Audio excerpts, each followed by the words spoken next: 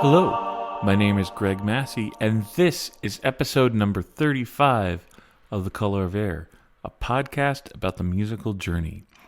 You could find us online at www.colorofair.com, facebook.com/colorofairpodcast, at The Color of Air on Twitter, and for any comments, questions, concerns, or just to say hi, colorofairpodcast@gmail.com. So thanks for coming back. It's pretty cool to have, I think I said this last week, to have a couple episodes in a row to kind of, get back into it. Hopefully this continues. So this week we have Chris Farmerie, who is a local musician and booker here in the Worcester, Massachusetts area. He's been booking the Metal Thursday nights at Ralph's Rock and Roll Diner for 10 years now.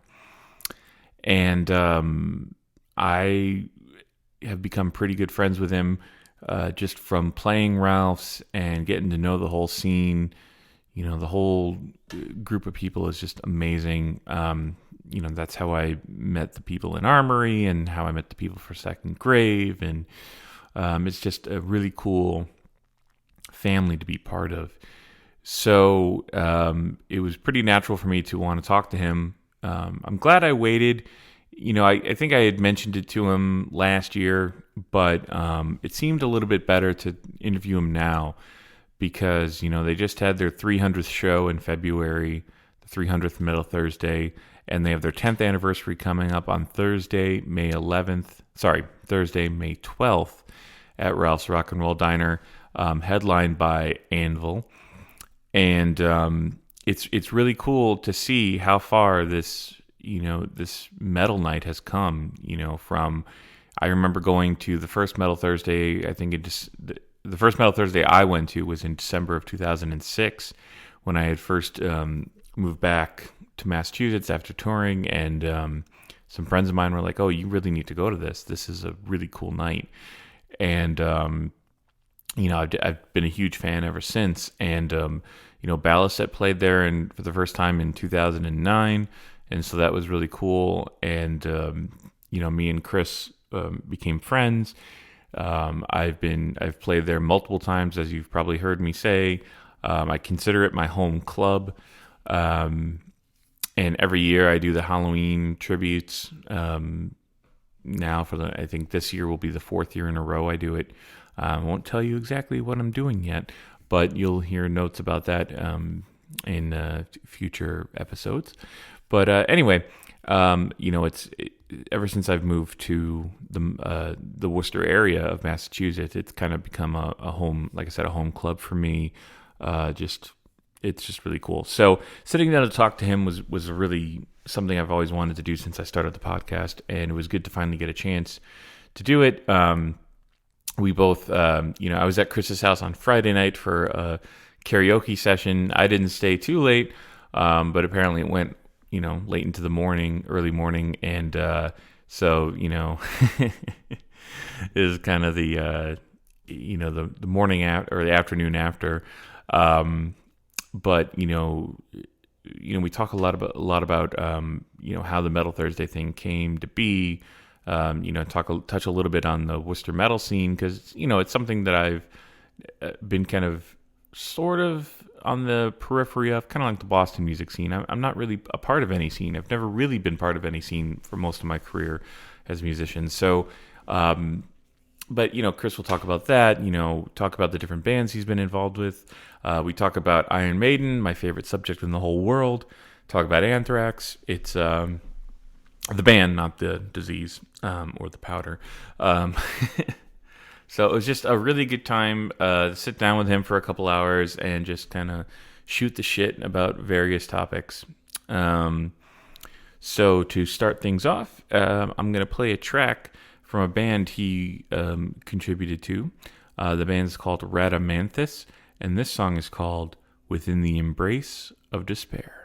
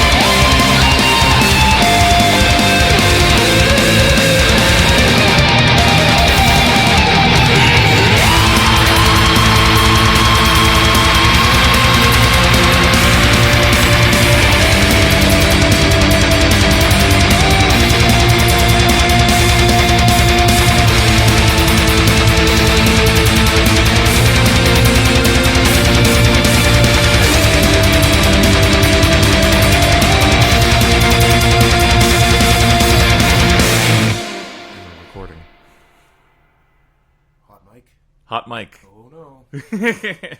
The red light's on. Well, no, I don't do any intros or anything like that because I record those separately. So I say, and today on the show was blah, blah, blah, blah, blah. And then I'll probably play a song from, one of your projects. Oh, cool. Yeah, pump, what is it, Rhadamanthys. Thank you. I can't pronounce. You didn't do your homework. Well, I did my homework enough to know that you played on it. Yeah. and I got the album. Yeah. So yeah, we're sitting here, 2:00, drinking martinis. Fabulous dirty vodka martinis. Get it on the microphone. So yeah, I've been wanting to have you on this for a long time because you're more well versed in this whole Worcester metal scene than I am. Because I think I got a glimpse of it when I was at college in Providence. Yeah. But I was just kind of curious to see how things have changed over the years. Well, how many years ago was it that you were in college at Providence? I started there in '96. Okay, yeah. So because there's the whole metal, the hardcore thing when there's like a hardcore band playing every show. Well, that was 10 years before I booked my first show in Worcester. So. Yeah, and it was about 1 year after the very first local show that I ever even went to, which was in '95. Which I didn't even know that there was such a thing as a local music scene before then. And I don't know if you remember the Espresso Bar. On James Street in Worcester. That was the first I've never been there, but I've heard tale about it. Yeah. Well, it was the glory days of all ages shows in Worcester, hardcore, metal, punk, everything. It was a pretty legendary little place. Well, it's because my experience was I only ever knew of the Palladium.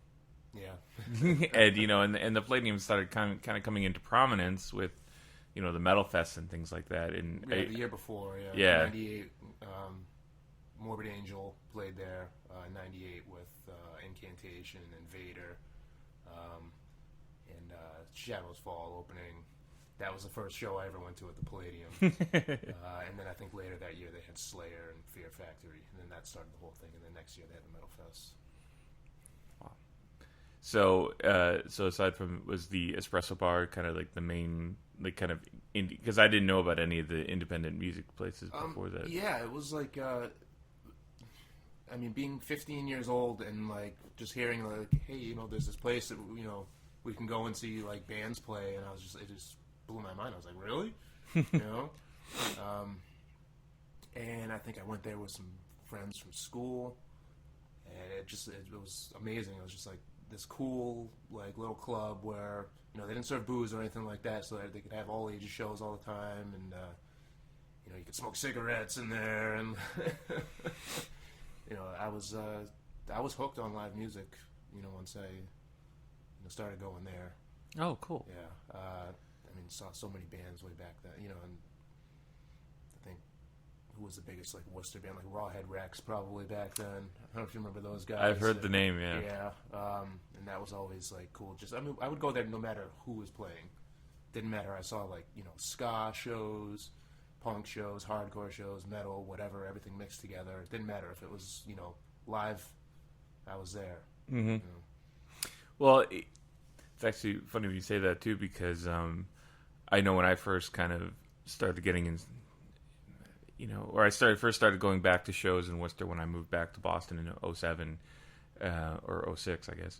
And I was like, when I went to my very first Ralph show, my very first Metal Thursday, and I was like, oh wow, this is a really cool scene of people, and but immediately I always have the I have that feeling like, oh, I'm kind of a douche, maybe, or not. I'm not a douche, but like, oh, these people are gonna think I'm a dork or something like that. But then, as I've gotten to know the people, like I don't know, I feel like everybody, a lot of the people I meet, like it's based around like metal shows and stuff like that. But everybody's into everything. We're all kind of dorky. Yeah, yeah.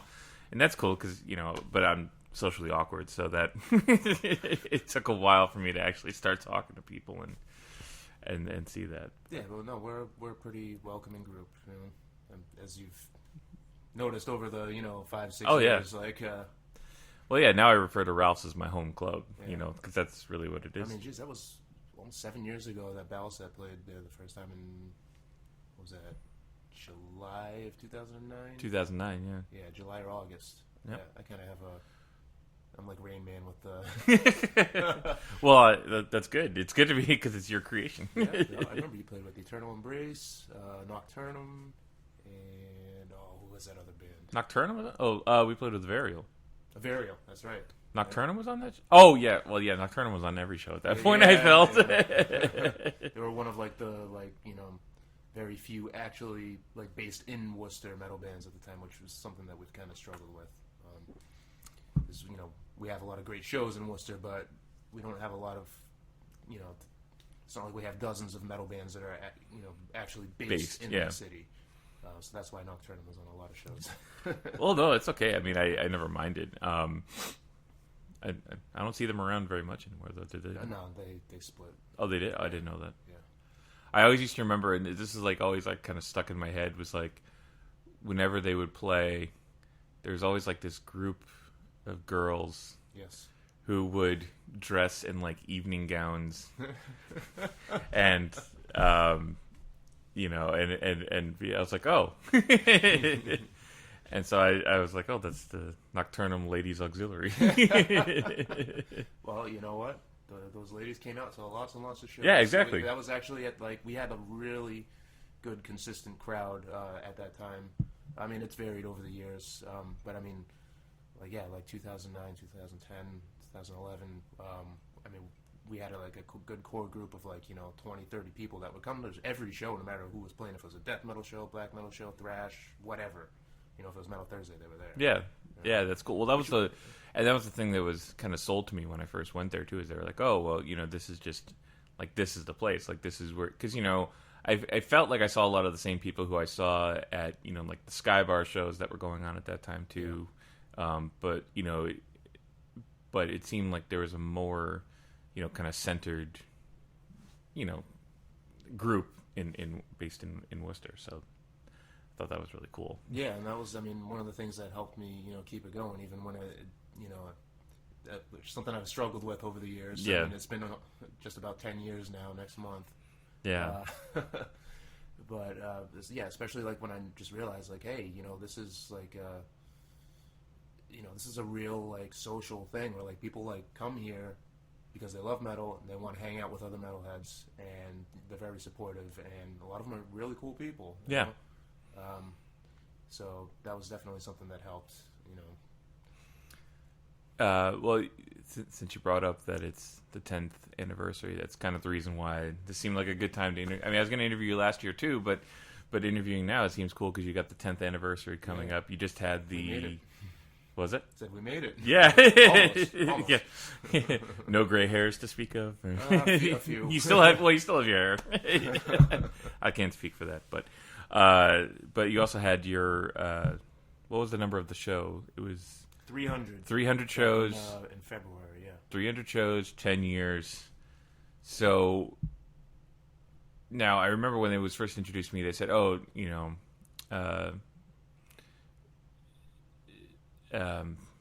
crap, what was the name of the band? What was the name of the band you were in? The crazy guy." At what time? Oh, Zircon? Thank you. Oh, Zircon. okay. Yeah, sorry, Zircon. All right, we're going to go there. Yeah. Well, I can edit out the crazy guy. You don't have to edit out. But anyway, so I just remember it was interesting. Like, oh yeah, the guy from Zircon is it. That's how it was introduced to me. It's like the guy from Zircon's doing something. And I was like, okay. So how did you get started booking at Ralph's? Now, had you had any booking experience prior to that? Okay. Had I had any booking experience prior to that? Yes. I booked one show, which was at it was an all-ages club in Taunton called Club De Niro. I think it was sort of attached to a rehearsal space complex, and it was owned or run by, I can't remember the guy's first name, but he was in the band East Side. It might have been Shane or something like that. I don't think I've heard of that band, but You don't remember East Side? No. That's what I mean. Like I don't have like a rap core like kind of type thing. Big local band in the 90s. Oh, really? Oh, cool. And they had like a brief moment of like national fame, I think. Do you remember that farmclub.com show? Yes, yes. They were on farmclub.com. Oh, Matt Pinfield, With right? Matt Pinfield. But anyways, this gentleman owned a club, an all-ages club called Club De Niro. It didn't, again, sort of like the Espresso Bar, it didn't, they didn't sell booze. They sold like, Rockstar energy drinks. I just really wanted to book a show. I was playing in the band Bane of Existence at the time. And I just got the idea of like contacting this guy and saying like, hey, like, could I put a show together there? Not having any experience. And he was like, yeah, what do you got? So I tried like for a couple of months.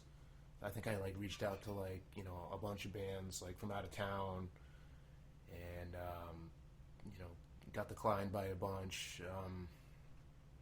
So I just ended up making it like a mostly local thing. It was like Bane of Existence with The Accursed, Cold Reality. Oh, I remember them. Yeah, from Waltham. Band called Axiom, and a band called Contagion, which is like like a really young, very good death metal band. They were all like 16-year-old kids. And the band Unhallowed from New Jersey were some old friends of mine. Brought them up for that show, and it was it was a learning experience.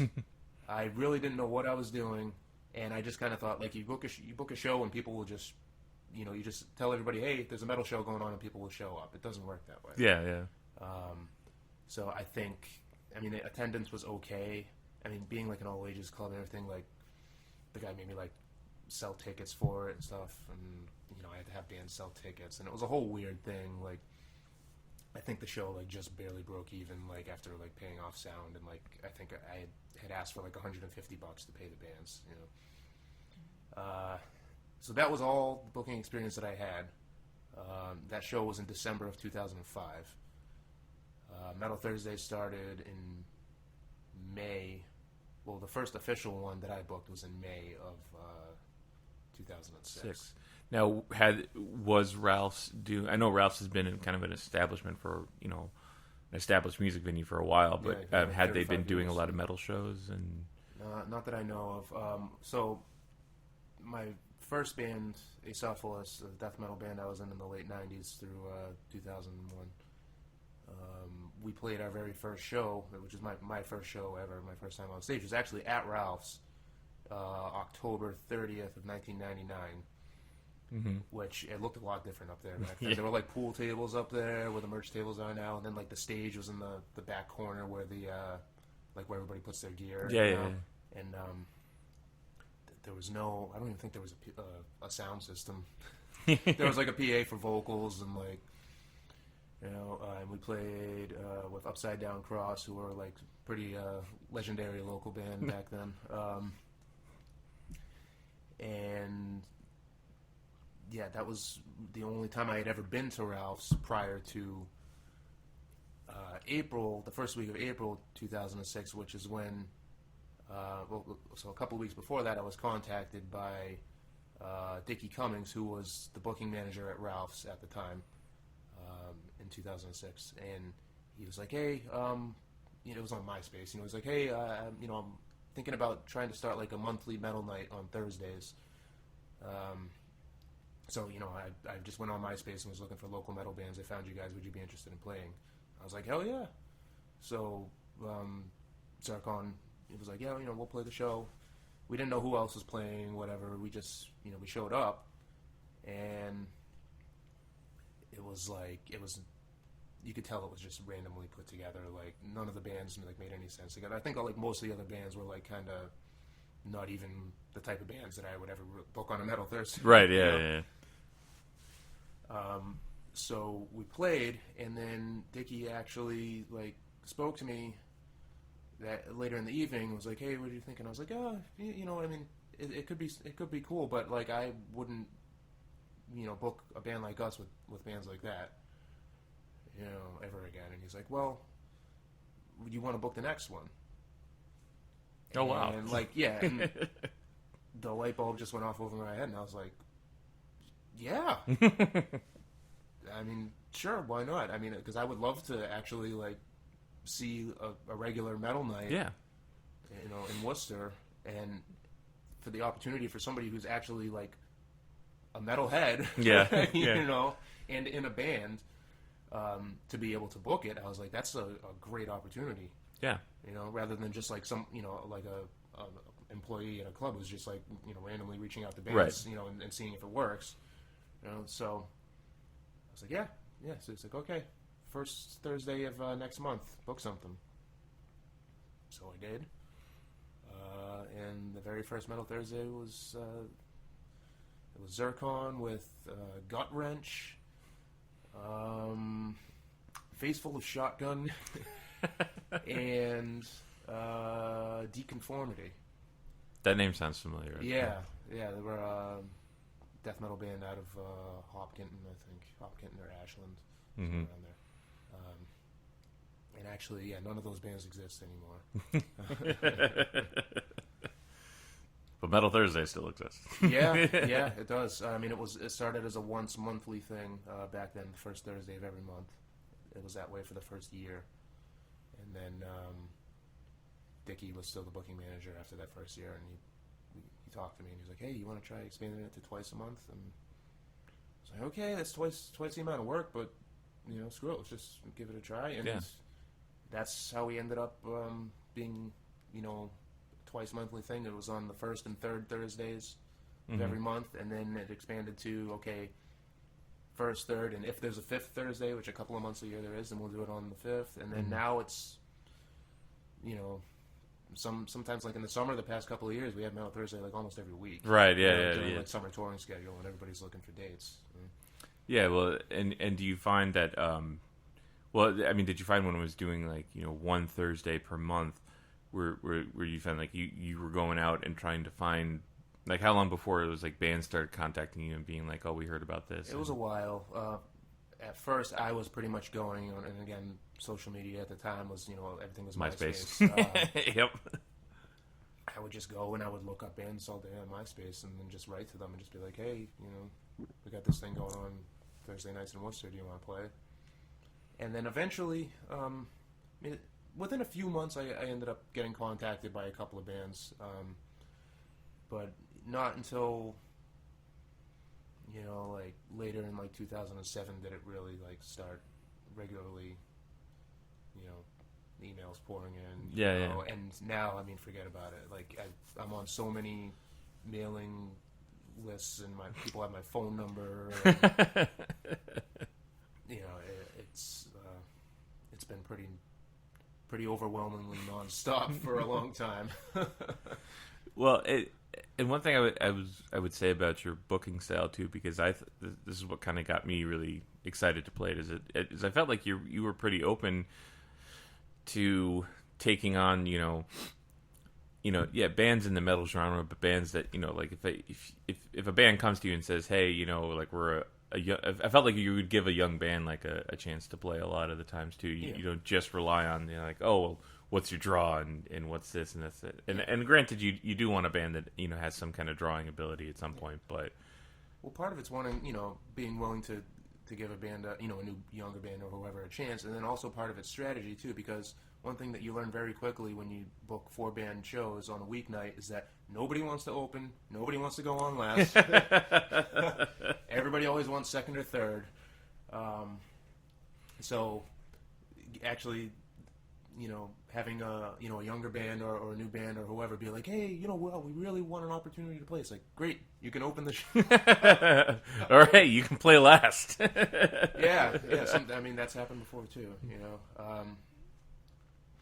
But I learned, you know, pretty early on that, you know, even if, like, say I would go listen to a band stuff online or whatever, and if I was like, you know, I'm not sure if I'm feeling it, if I could see other people enjoying it, you know, possibly enjoying it, I would give them a chance. You know, I wouldn't just rely on my own personal taste, you know, so I think that's how we ended up, you know, from the beginning, really being open to a wide variety of, like, metal subgenres. And, yeah. You know, even, I mean, I've booked bands that you wouldn't even really say are metal, Yeah. of interest to metal, a section of metal fans. Yes, absolutely. Yeah. And that's probably, I would say, early Balisif kind of fell into that category too. Oh yeah. Oh yeah. And I still remember that first email that you sent me. Yeah. Like, I'm not sure what you're going to think of this. But... We're wimps, but hey, I like Iron Maiden. Well, yeah, you know what it is? Yeah, that because the intro to A Time for Rust, I heard that and I was like, this is like total, like whoever wrote this like is totally into Iron Maiden. Whoever wrote this is a dork. And yeah, I mean, and then I listened to the rest of it, and I'm like, wow, this is like really progressive and out there, and like, I mean, I'm not sure how it's going to go over, but yeah, Give I'll people give a chance. it a shot, and I felt it went over pretty well, and I enjoyed it when you guys played, and I've always enjoyed it when you guys have played since. Oh, thanks. I didn't just interview you just to get compliments shoveled on sent my way. I don't mind, but make me blush. Well, that's cool, and well, yeah. I mean, that's the thing. I mean, like I always enjoyed, because now I think it's at the point, like we said, building a community. It's kind of like, even if I'm not. I mean, obviously, Ballast hasn't played in a while, but with any gig that's there, the thing I like about Ralph's too is like I never minded going on first because I always liked the extra setup time. Yep. That always, for someone who always has technical problems. No rush. You got like an hour. Yeah. Like, But I mean, it's just like it becomes a like I said, it becomes a community. It's like I go there and even if I'm not playing, I go up to the bar and Yosh is like, oh, here's your Jameson on the rocks. Yeah. You know what I mean? And and Steve comes down from the sound, but he always pats me on the shoulder. It's like like you don't get that a lot of times, where you have like like people who. Yeah, it's like a family there, Yeah. Yeah. And when did you start? Because now you've got a bunch of people working with you, right? Yeah, the booking team has expanded over the years. Yeah. Yeah, Samantha has been with me since really pretty much the first year, assisting with all sorts of stuff, booking and promotion, and flyers, and all sorts of stuff. And then about I'd say a little over a year ago, we teamed up with Kevin and Josh. Who have worked together on the Codex Obscurum print scene, mm-hmm. And really consolidated a lot of our contacts, and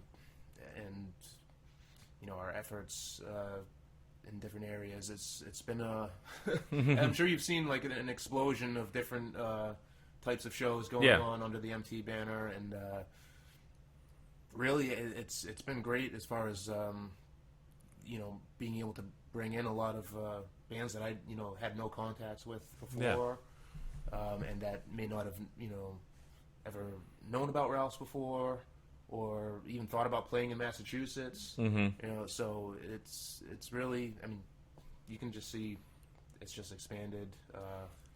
What we've been doing. Well, and before we go into that more, it's just like for the longest time, I always felt like for metal shows, at least up until about, I don't know, like maybe 05, maybe 06, I always remember, like, well, okay, if you want to see this band playing, like, they're going to play the Palladium. It's like, you want to see Blind Guardian play, they're playing the Palladium. You want to see, Anthrax play, they're playing the Palladium for the most part.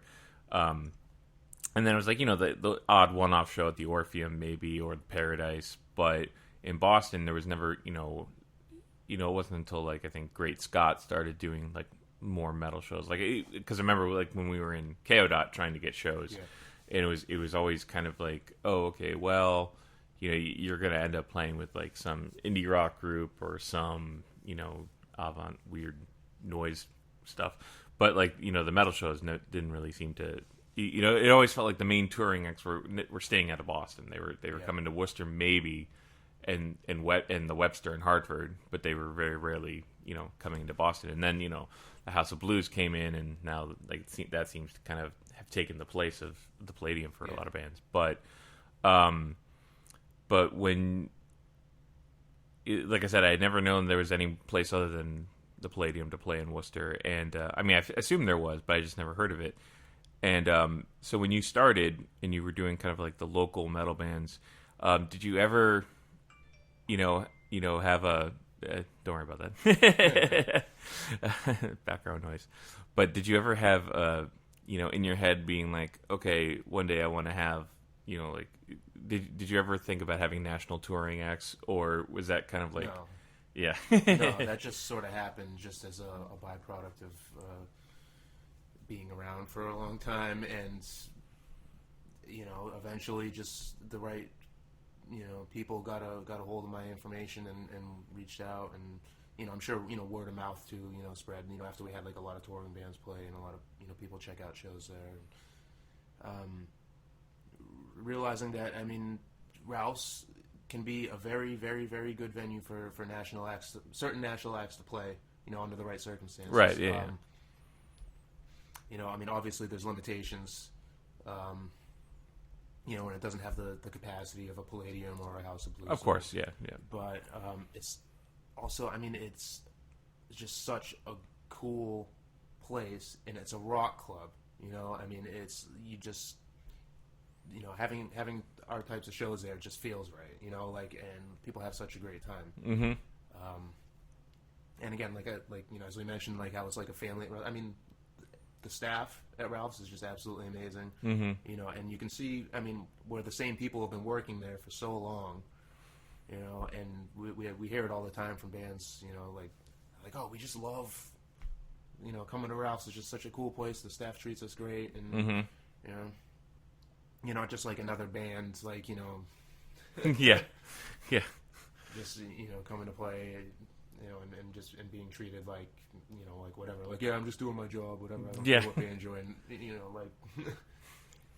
And, well, no, I was going to say, I always tell this story, too, that I think what endeared me to Ralph's the first time I was there was, because I didn't know anybody really. I think I had gone with Gwen and Evan. I forget if Legion of the Dying was playing. Yeah, I think they probably were playing at that show, and that's why. They played a bunch of metal. Yeah, they did.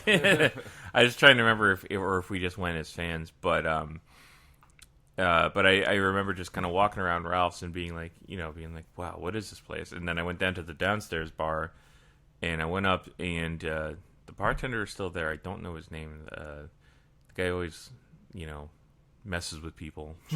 Chip. Oh, that's Chip. Okay, thank you. And I remember he was there, and and I was really nervous, and he came up and he's like, "What can I get you, man?" And I don't know why I was just like, all right, I'll have a Manhattan.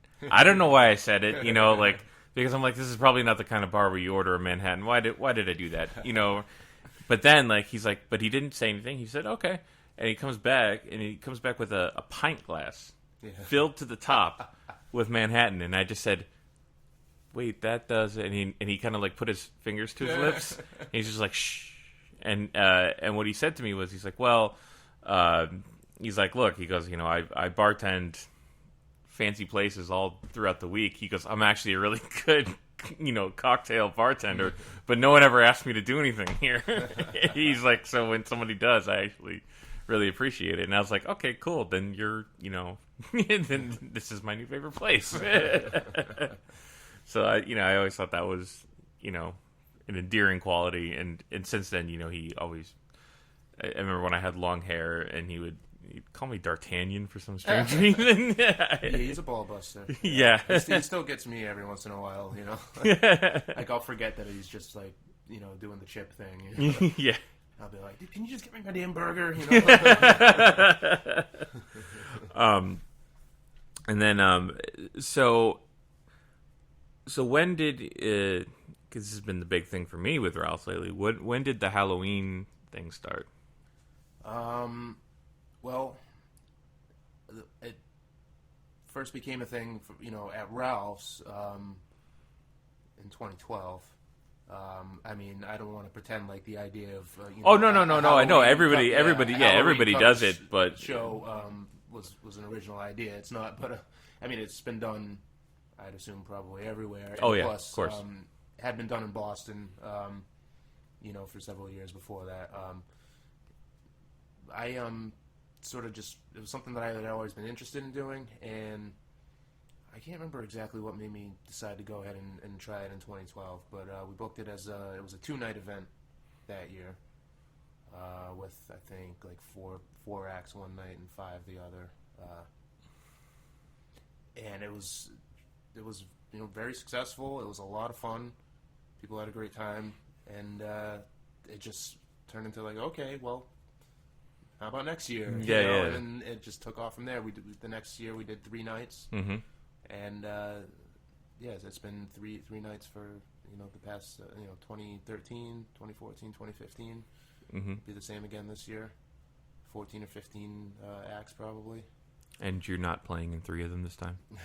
Yeah, so the first year I played in 1, the second year I played in 2, third year I played in 1, fourth year I played in 3, which was a little much, especially considering it. I mean, I spend 9-10 months out of the year booking and arranging it. It's not an easy thing to do. Yeah, well, it seems like, because you start, I mean, you tell people to leave you alone about it for a couple months afterwards, and then it seems like it starts getting into gear in like February or March. Pretty much. Like people start having ideas, and then like usually once I start announcing bands, like this, which is what's been happening in the past like 2 weeks, as soon as I start announcing bands for the next event, that's when people will all of a sudden start going like, oh look, they're announcing me, oh we better get you better get in. So I mean, I know I've only announced 4 acts I think so far for this year, but I've got 12 booked already. Oh wow! And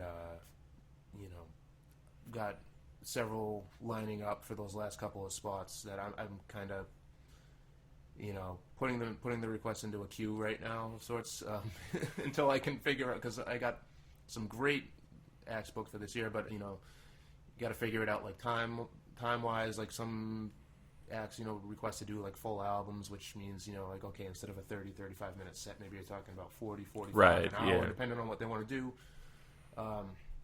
So the hardest part is making it work for everybody schedule wise, because sometimes bands are like, we can't play this night, but we can play the other 2 nights, or somebody works until 11 o'clock and we can't play earlier in the night, and this and that, and it just turns into the whole thing. And then people play in multiple groups, and some are like, oh, if you can put one group on this night and one on another night, so I don't have to play 2.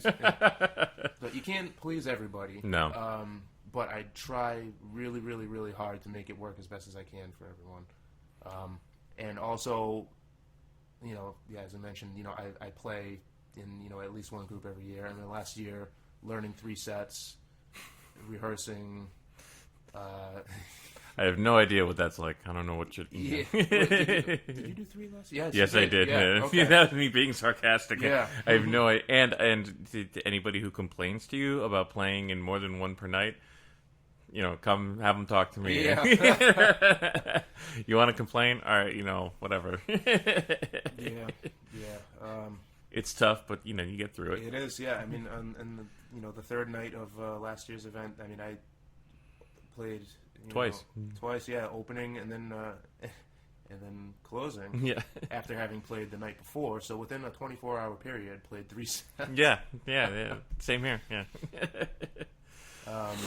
But and this year I'm booked for 2 acts this year, and I'm gonna try my best to keep it. Can't keep yourself sane. Yeah, and I mean, I'm just singing for 1 this year, and then what am I doing? And then playing bass and singing for another one. Okay. So we'll see how that goes.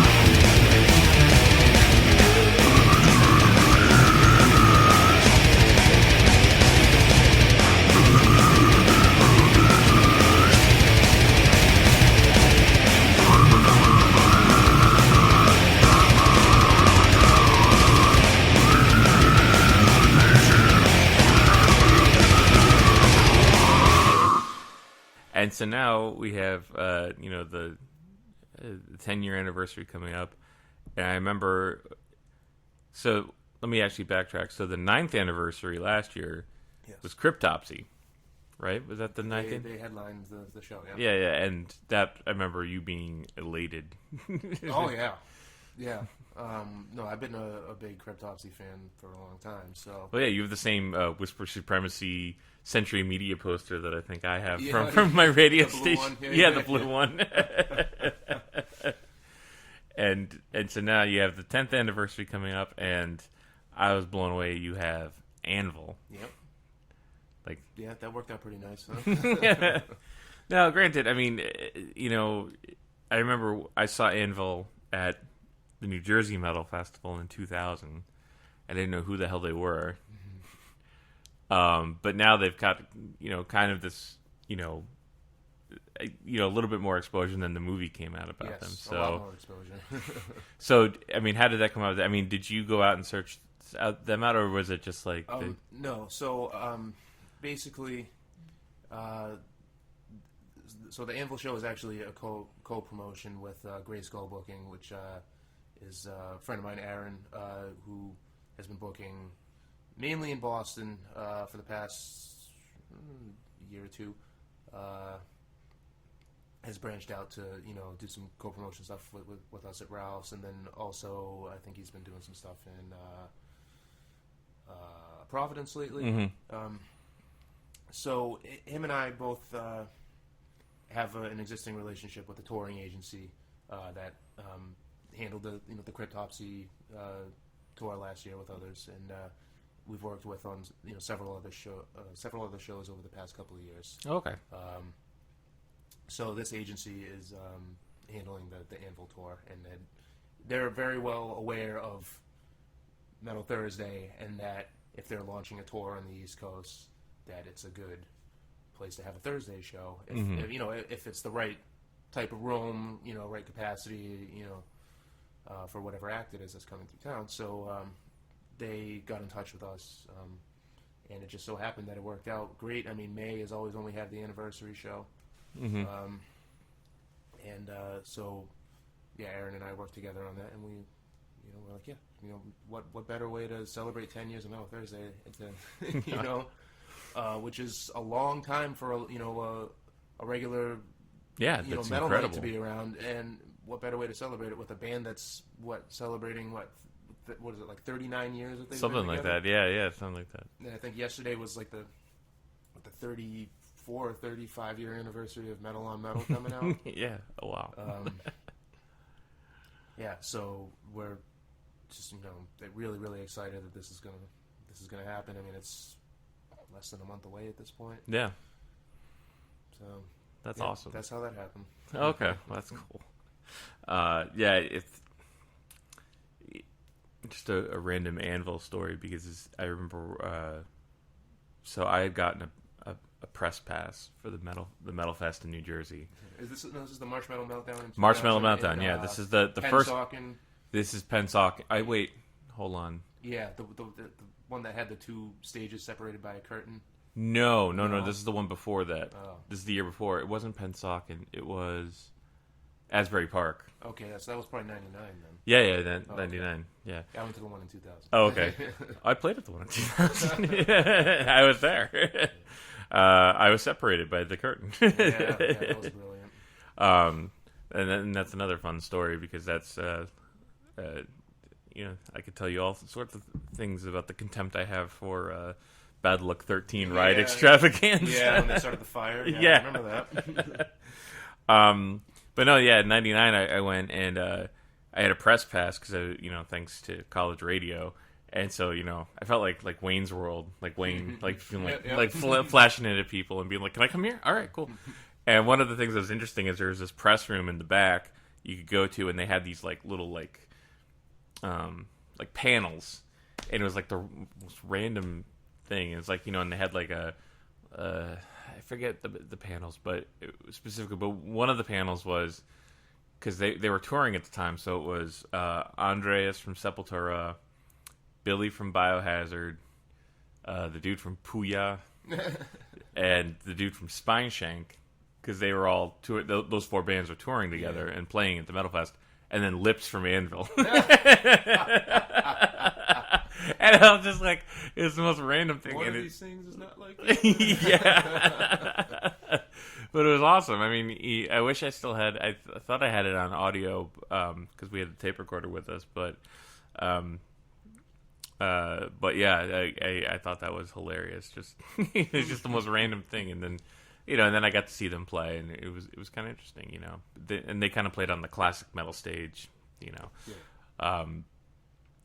So, all right. So then, I've tried to avoid making this a shit talking podcast. Try to. Yeah, well, me and when I had Ron from Chaodon on, we decided to devote a portion of our thing to shit talking, and that's not what I'm going to be. I've always said I should start a separate podcast for shit talking and just have people mask their voices. So it's just fine. I know there's people you want to bitch about. Fucking just get it out there. Yeah. And but what I did want to ask was not for bad experiences, but of all the bands that have come through from Metal Thursday, are there any kind of success stories? Bands who started out playing a Metal Thursday to the crowd who have kind of gone on to bigger and better things that you. Yeah. I don't know how the whole shit talking thing leads into that, but Well, no, I meant. I think it's because I was going to talk about successes, and then I was going to say, your worst experience, and I was like, no, I don't want to get into this shit. And then in my brain, I said, let's not get into shit talking. Let's just go straight to the good stuff. Yeah, certainly. I mean, there's been, we over the past 10 years, we've had several, local bands that have gone on to have, success, in the metal world, being signed to bigger metal labels, going out, making records, going on tour all over the world, that kind of stuff. Certainly, Revocation. Yep. They played. I think they started playing Metal Thursdays back in 2007. Mm-hmm. Did a bunch of shows, and then obviously went on to get signed by Relapse, and they're huge now. Mm-hmm. Ravage, good old Ravage, who have been around for, I think they're actually, I should mention, they're playing the 10-year anniversary show. Oh, cool. On May 12th.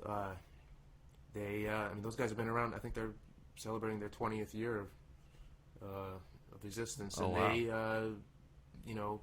got signed by Metal Blade, got to put out an album on Metal Blade and do some touring off of that about 5-6 years ago.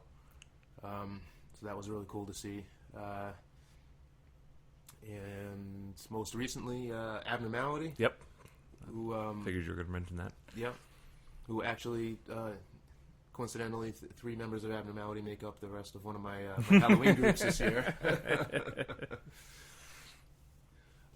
Who have really been one of the most hardworking local bands that I've ever seen. I mean, they've been around. I think they're in their 10th or 11th year, and they, going back to 2006 or 7, they played a lot of Metal Thursdays. They had their CD release show when they put their first full length out, about 3 or 4 years ago, and then recently signed to Metal Blade Records. About to go on tour. With Soulfly and Suffocation. Yeah. Lots of big things happening for them. They just put out, their latest music video, which I was just watching a little bit of earlier. Which is amazing. Yeah. So really, really thrilled, happy for those guys. As friends, personal friends, and as just it's really good to see a hardworking band that takes what they do very seriously.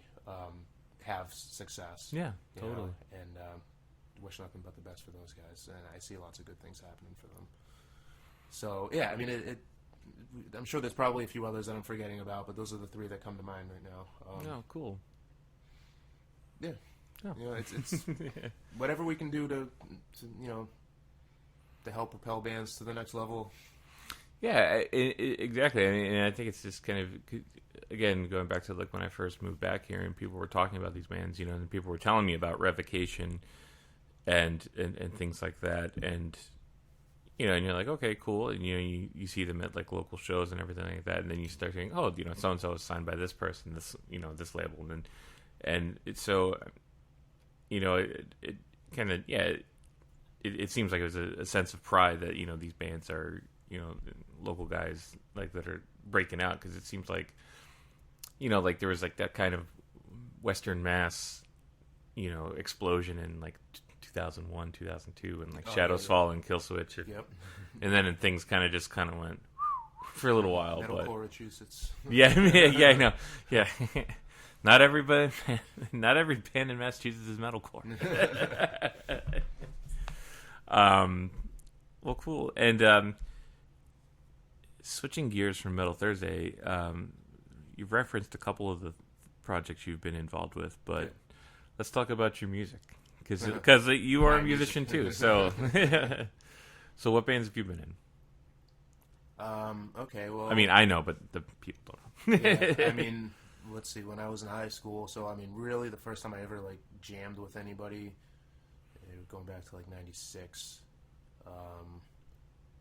And like I would say from like 96, 97, 98. I mean, I had, you know, a couple of projects. I'm not even going to mention my name because it was just like dumb kid shit, you know. Oh, we all have those, yeah. But you know, really, like, I guess Acephalus was probably my first real band. We were a death metal band. We started, I guess the origins were in like 97. If you go back to like the very first song that we had, me and a couple of the other guys had been jamming on it as far back as 97. We didn't actually start really like recording or playing shows or anything until 99. Like I mentioned, that first show at Rouse in October of 99 was with them. That was our first show.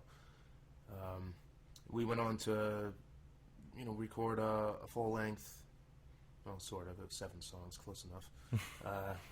At Zing Studio out in Worcester, Mass, which you were very familiar with. Oh yeah, very much so. Adam D from Killswitch Engage was the engineer on that. Yep.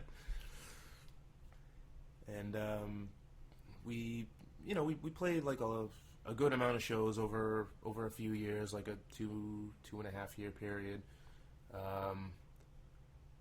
Got, you know, fortunate enough to play like a lot of awesome shows at the Palladium. You know, we played a couple of the metal fests. We got to open for let's see, Nile, Mayhem, Armored Saint. that was a bit of a weird show.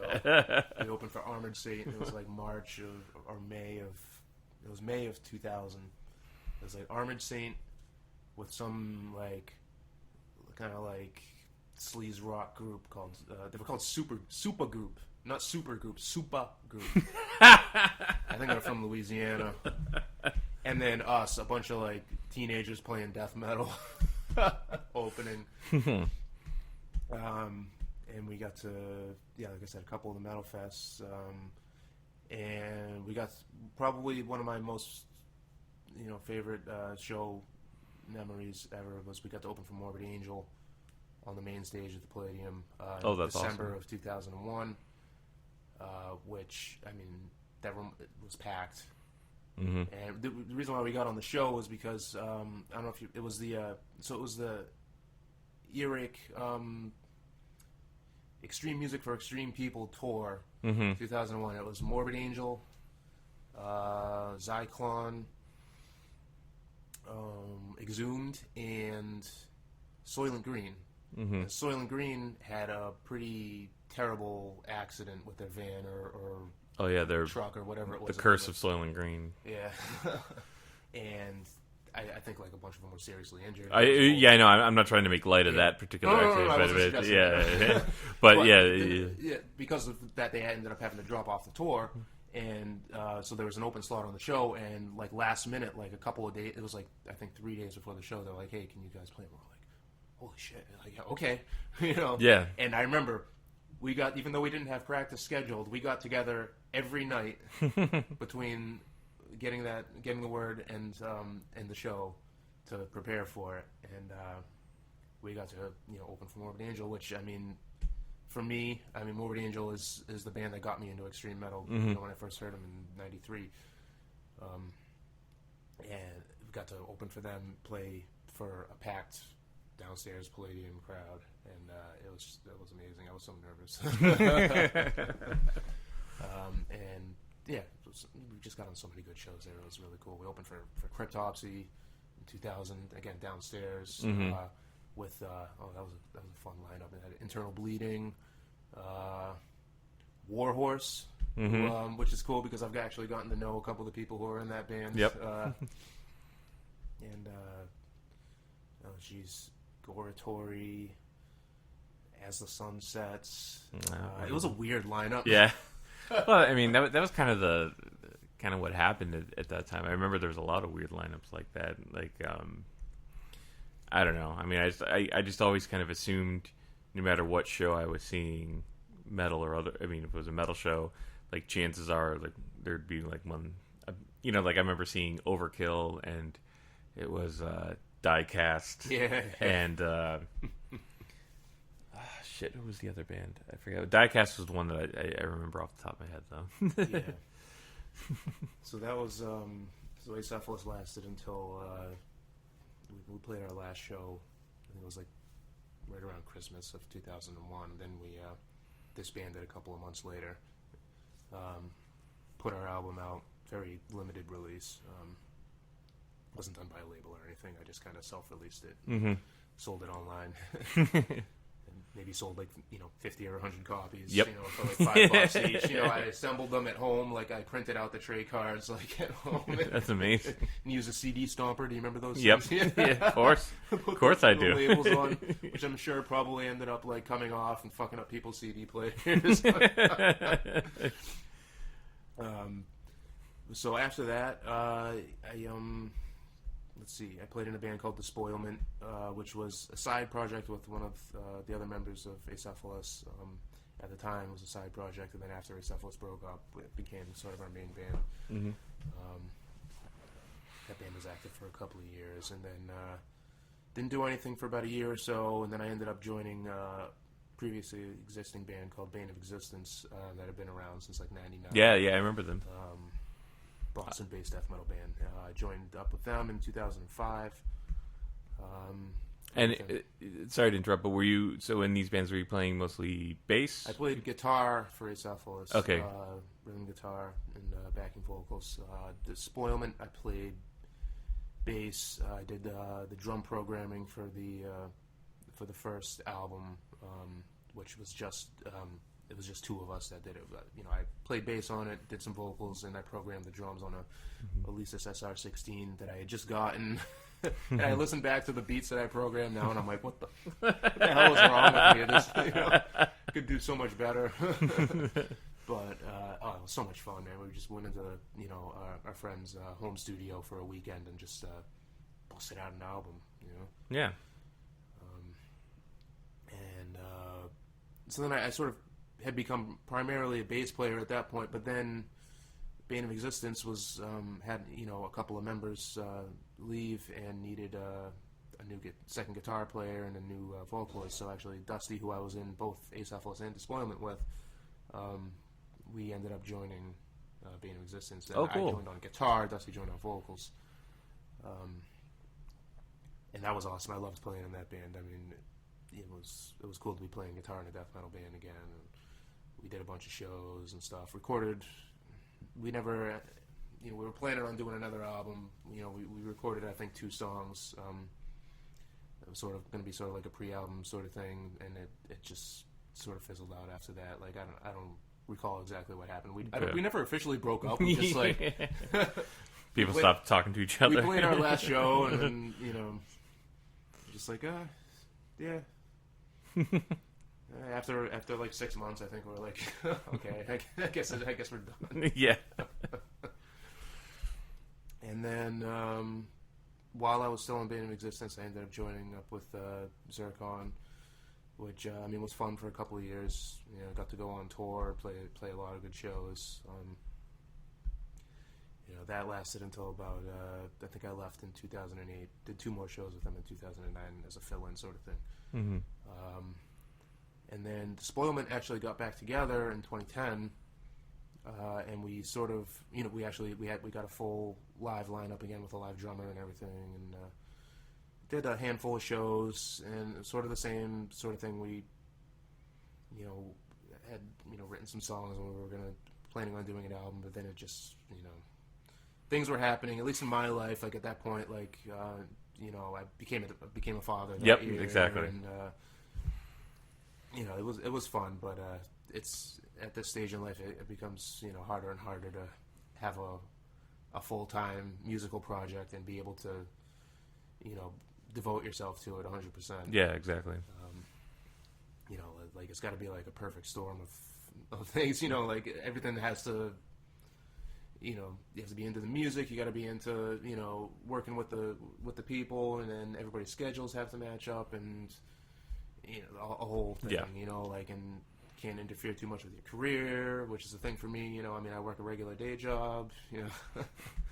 Yeah, exactly. So I became less interested in having like a full-time band at that point, and so I've been involved with things here and there, as and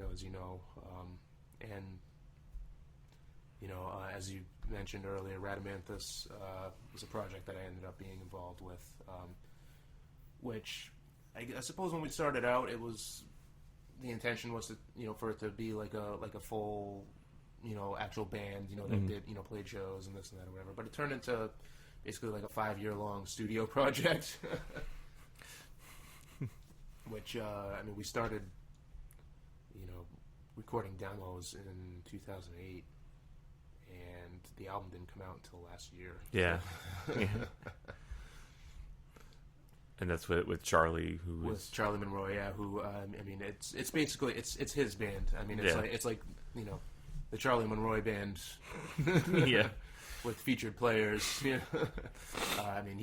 obviously a brilliant composer and guitar player. And well, I remember that from when he was in Nocturnum. Mm-hmm. Yep. And we had worked together in 2007. We did a Death tribute set,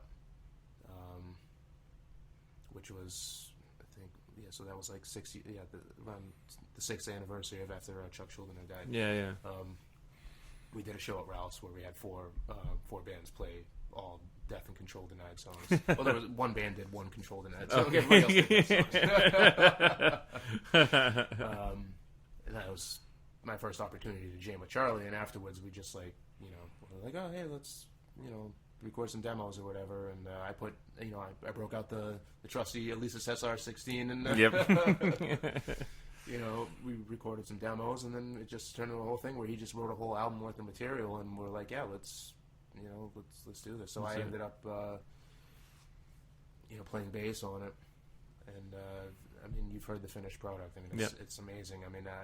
I'm extremely proud of having had the opportunity to be a part of that. Yeah. And people should look it up and order the album. Yes, because I got a couple of boxes full of CDs up in my bedroom. Yeah. No, that's part of the modern thing. Is I remember printing up the Ballaset CDs and being like so excited when I got 1,000 CDs sent to my house, and it's so cool. Yeah, and what do you have, 990? Yep, something like that. Yeah, something like that. They're all in the basement. It's tough to get people to buy an album now. Just gonna start throwing them at people at shows.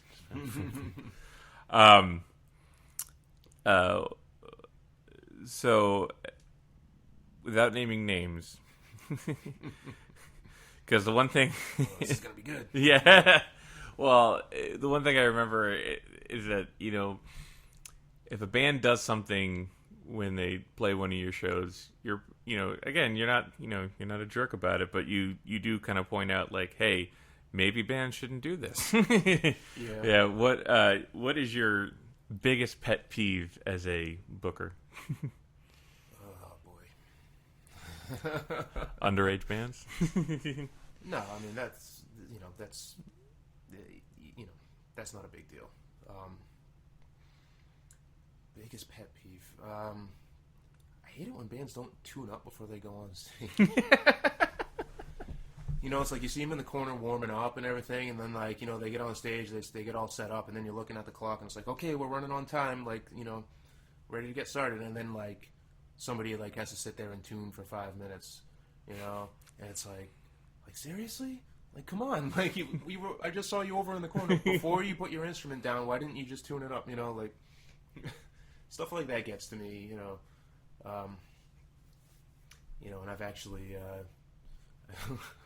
for a while, a couple of years ago, I used to call it, you know, Price is Writing somebody. I used to have the Price is Right music queued up on my iPod in the sound booth, and also had the, you know, the horn, the boom boom boom boom horn. And if somebody would take, like, way too long, like, on stage, like, you know, I would Price is Right them. I would fucking start playing the Price is Right music. Dun, dun, dun, dun, dun, dun, dun, dun, you know.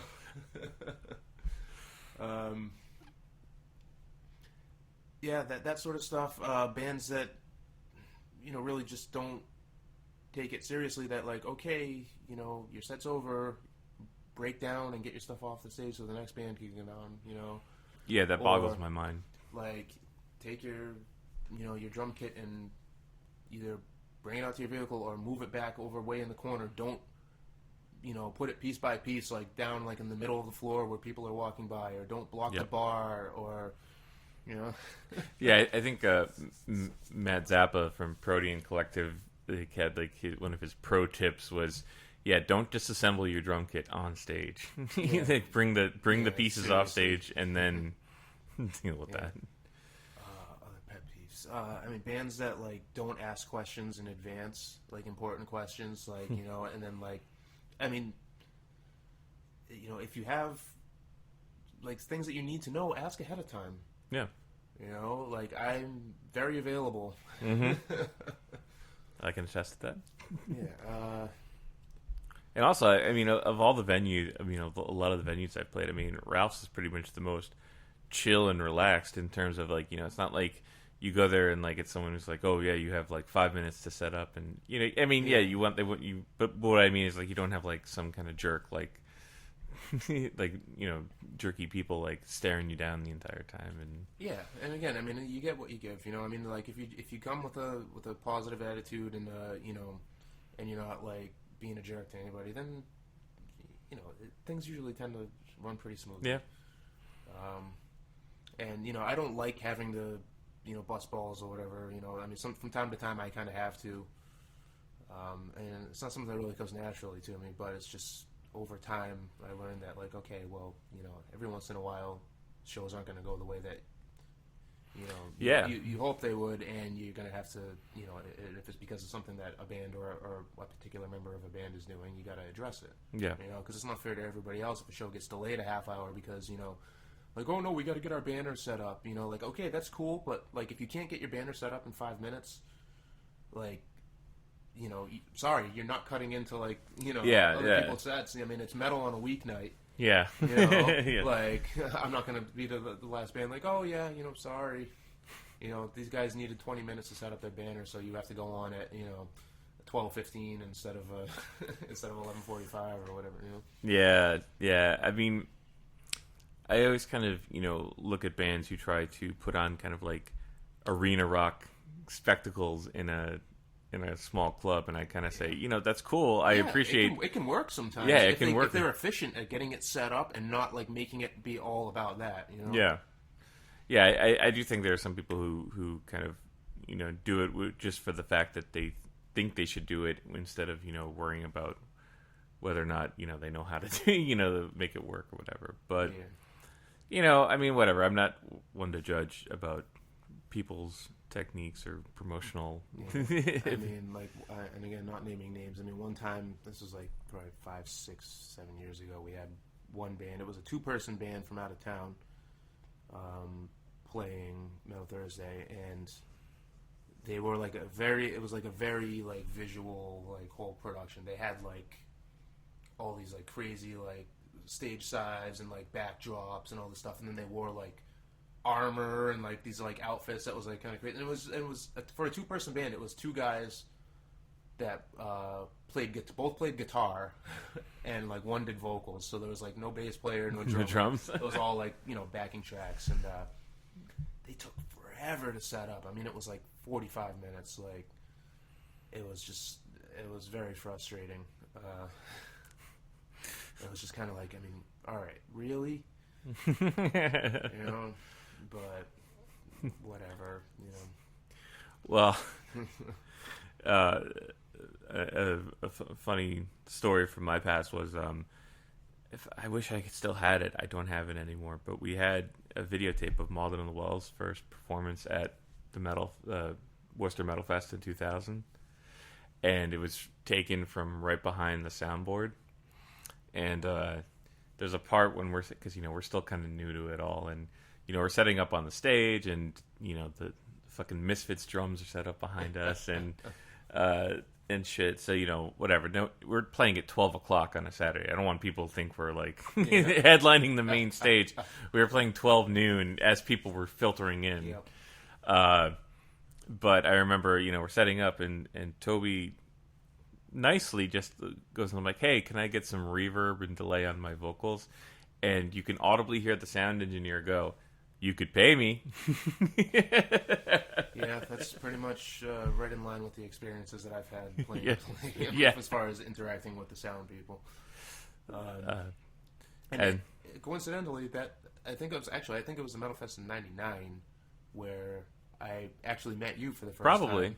Which I just remember because you were talking to one of my bandmates, and I, bumped into him, and he was like, "Oh, hey, I'm talking to this guy. He's in one of the bands that's playing today or played today or whatever." And I was like, "Oh, hey, how you doing?" And I'm like, "What band are you in?" And I remember just because the band name was so bizarre. Yeah, I know. You're like, "Oh, yeah, I play for the band called Maudlin of the Well," and I'm like, "What the fuck is a Maudlin of the Well?" Yeah. Well, I prefer that. It's like it was more like when I'd be like, "Yeah, I play in Maudlin of the Well." The who and the what? I was just like, I don't care. Here's a card. But I clearly remember, like, you had long hair then. Yes, I miss it. But you otherwise looked pretty much the same. Well, thank you. The years have not done me justice. He feeds those pigs dead people, and then he eats the pigs.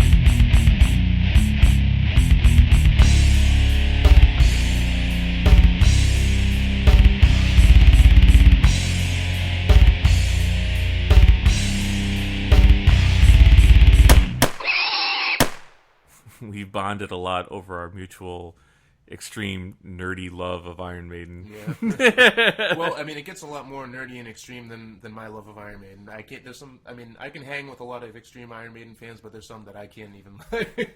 Yeah, I know. I'm sure there are some who would probably like out nerd me. Like, yeah. But I mean, like, we can actually sit and talk and be like, I remember like when you were like, oh, and there's just this one note, this one line that Adrian Smith plays in the solo to.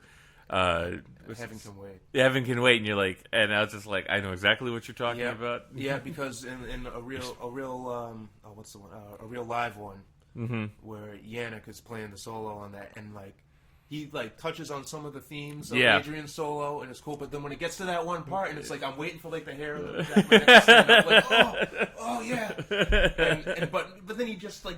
Doesn't do it. He doesn't do it. It's like, no, what are you doing, Yannick? I love you, but come on, man. Like, seriously? Yeah, yeah, for me, that moment with Yannick is the fact that they still give him the solos in Evil That Men Do, and I'm like, no! Yeah. I mean, like, Adrian's right there. I know. He's on the stage. He's literally, like, I could understand in the 90s, but no, Adrian Smith is sitting right there with a guitar. He wrote that guitar line. But anyway, just like me, you have Iron Maiden things adorning your basement. Oh yeah, you have more than me, more posters than me. Things adorning my body. I didn't know that. I have 2 Maiden tattoos. You do? Yeah, look. Power Slave Eddie right here. And nobody can see this on the podcast, obviously.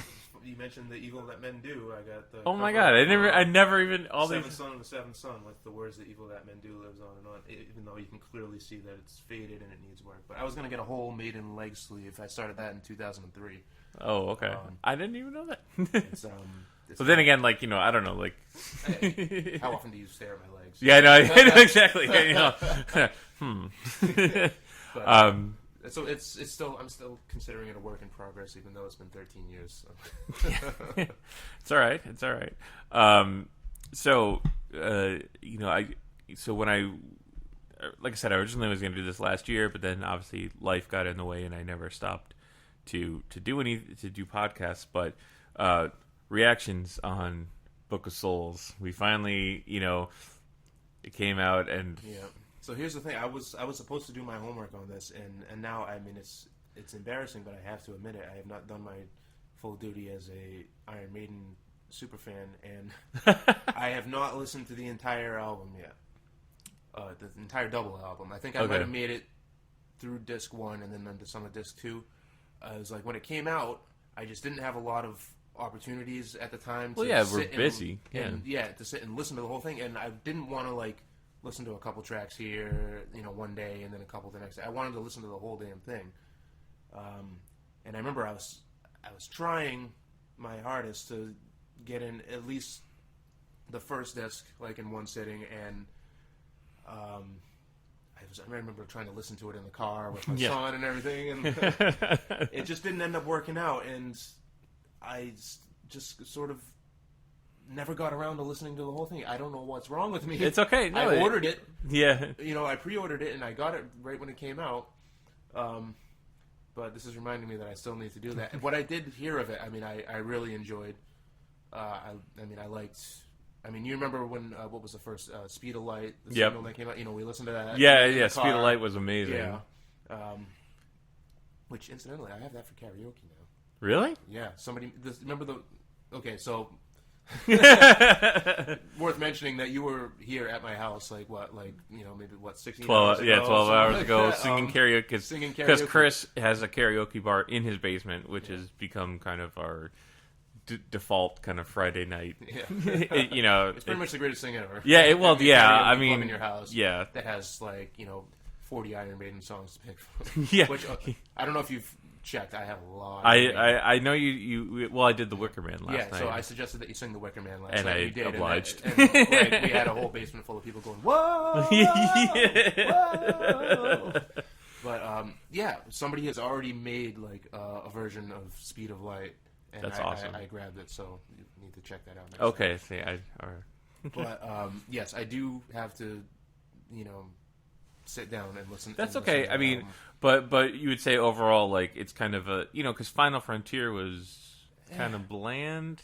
I have to say, next to Virtual 11, that's probably my least favorite. I agree. And I'm a big fan of the Underdogs, the X Factor, and No Prayer for the Dying. A lot Yep. of people like the Same here. those records, but Yeah, that was another thing we Virtual 11 I cannot defend. I mean, I like Future Real and the Klansman, but that's about it.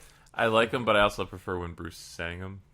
He does the Klansman. He does. Yeah, the Klan. I meant more the Klansman, I guess, more than Future And Real. even like the X Factor songs. I mean, I love the X Factor. I just think, I mean, it makes so much sense for like where Maiden was at that period. If you like read about like what was going on, and like it, I dig it. It's like it's just a slice of Maiden history. Dark. Like that time, it was the greatest band, the greatest heavy metal band in the world. At a time where it was not good to be the greatest heavy metal band in the world. Well, yeah, I mean, it was 95. I mean, people were... I mean, I remember I was at guitar camp, and I was talking, and a lot of the teachers there were guys who were, big 80s metal guys, like, into, like, all that stuff. And I remember one guy was kind of, like, poking fun at Halloween, and being like, yeah, I saw Halloween on this like video from them playing something. He's like, hey, yeah, they still dress like it's the 1980s. Like, they got the leather pants on. I'm like, well, what's wrong with that? I mean, Halloween is cool. I mean... yeah, I mean, it is easy to make fun of Halloween. I mean, and I love Halloween. Yeah, exactly. Same here. Yeah, But now it's kind of... But it's funny because now it's come back around again, and now you have like all like kind of like the retro throwback bands. And you see the people who come to Metal Thursday, dressed in the leather and the spikes. All the new wave of British heavy metal stuff. I mean, like bands that authentically do that sort of thing right now. I mean, people are way into it. Yeah, way into it. Yeah, and you even had you had Satan there last year. 2 years ago. Yeah. Yeah. 2 years. Okay. Yeah. Well, anyway, still, the point being, it's funny to me that because trying to be a Maiden fan in 93, 94 was not the best time to start being Maiden because Bruce just left. And... Yeah. I had so I was aware of Iron Maiden since I was a little kid. I used to go to a home daycare when I was a little kid, and it was run by this woman, and she had 3 sons who were like at the time, and we're talking like the mid '80s, so they were probably like teenagers and early 20s at the time. And I remember one of them, the younger one, he had all these like heavy metal albums, and like he'd show me the covers of them, and I remember like very, very vividly the cover of the first Iron Maiden album. Yeah. And it blew my mind, and I'm like, who's that guy? And I'll never forget. He's like, that's Eddie. I was like, whoa. Like, and the cool thing about like a lot of the metal albums, like they had like the mascots, Yep. Like I remember the cover of Peace Sells But Who's Buying had Vic Rattlehead on it. I mean, what a badass album cover, And then like even like I don't like Motley Crue, but what the hell was the name of their guy? Do they have a mascot? Yeah. I didn't. I don't remember that. I can't remember what their mascot was. And then the Anthrax. Knock Guy. Probably not one of the cooler heavy metal mascots, but shit like that. I remember like just like seeing like, and the album covers were so big. The records. Yep. Like, and it was. So I remember being aware of Iron Maiden, and actually it was cool because like a lot of the kids in my neighborhood, they didn't go to the same daycare or whatever, like, so like I remember I would hang out with them, and I would tell them about like this guy Eddie.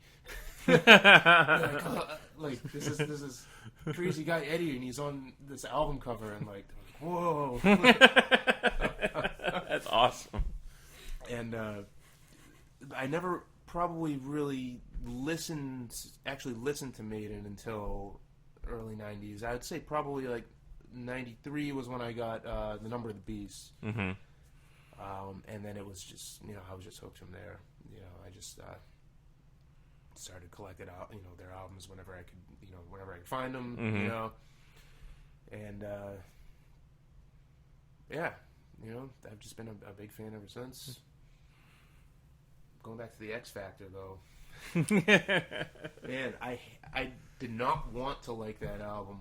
I remember I had to like force myself. I remember I had a long ride home, like in the middle of the night from Lowell back to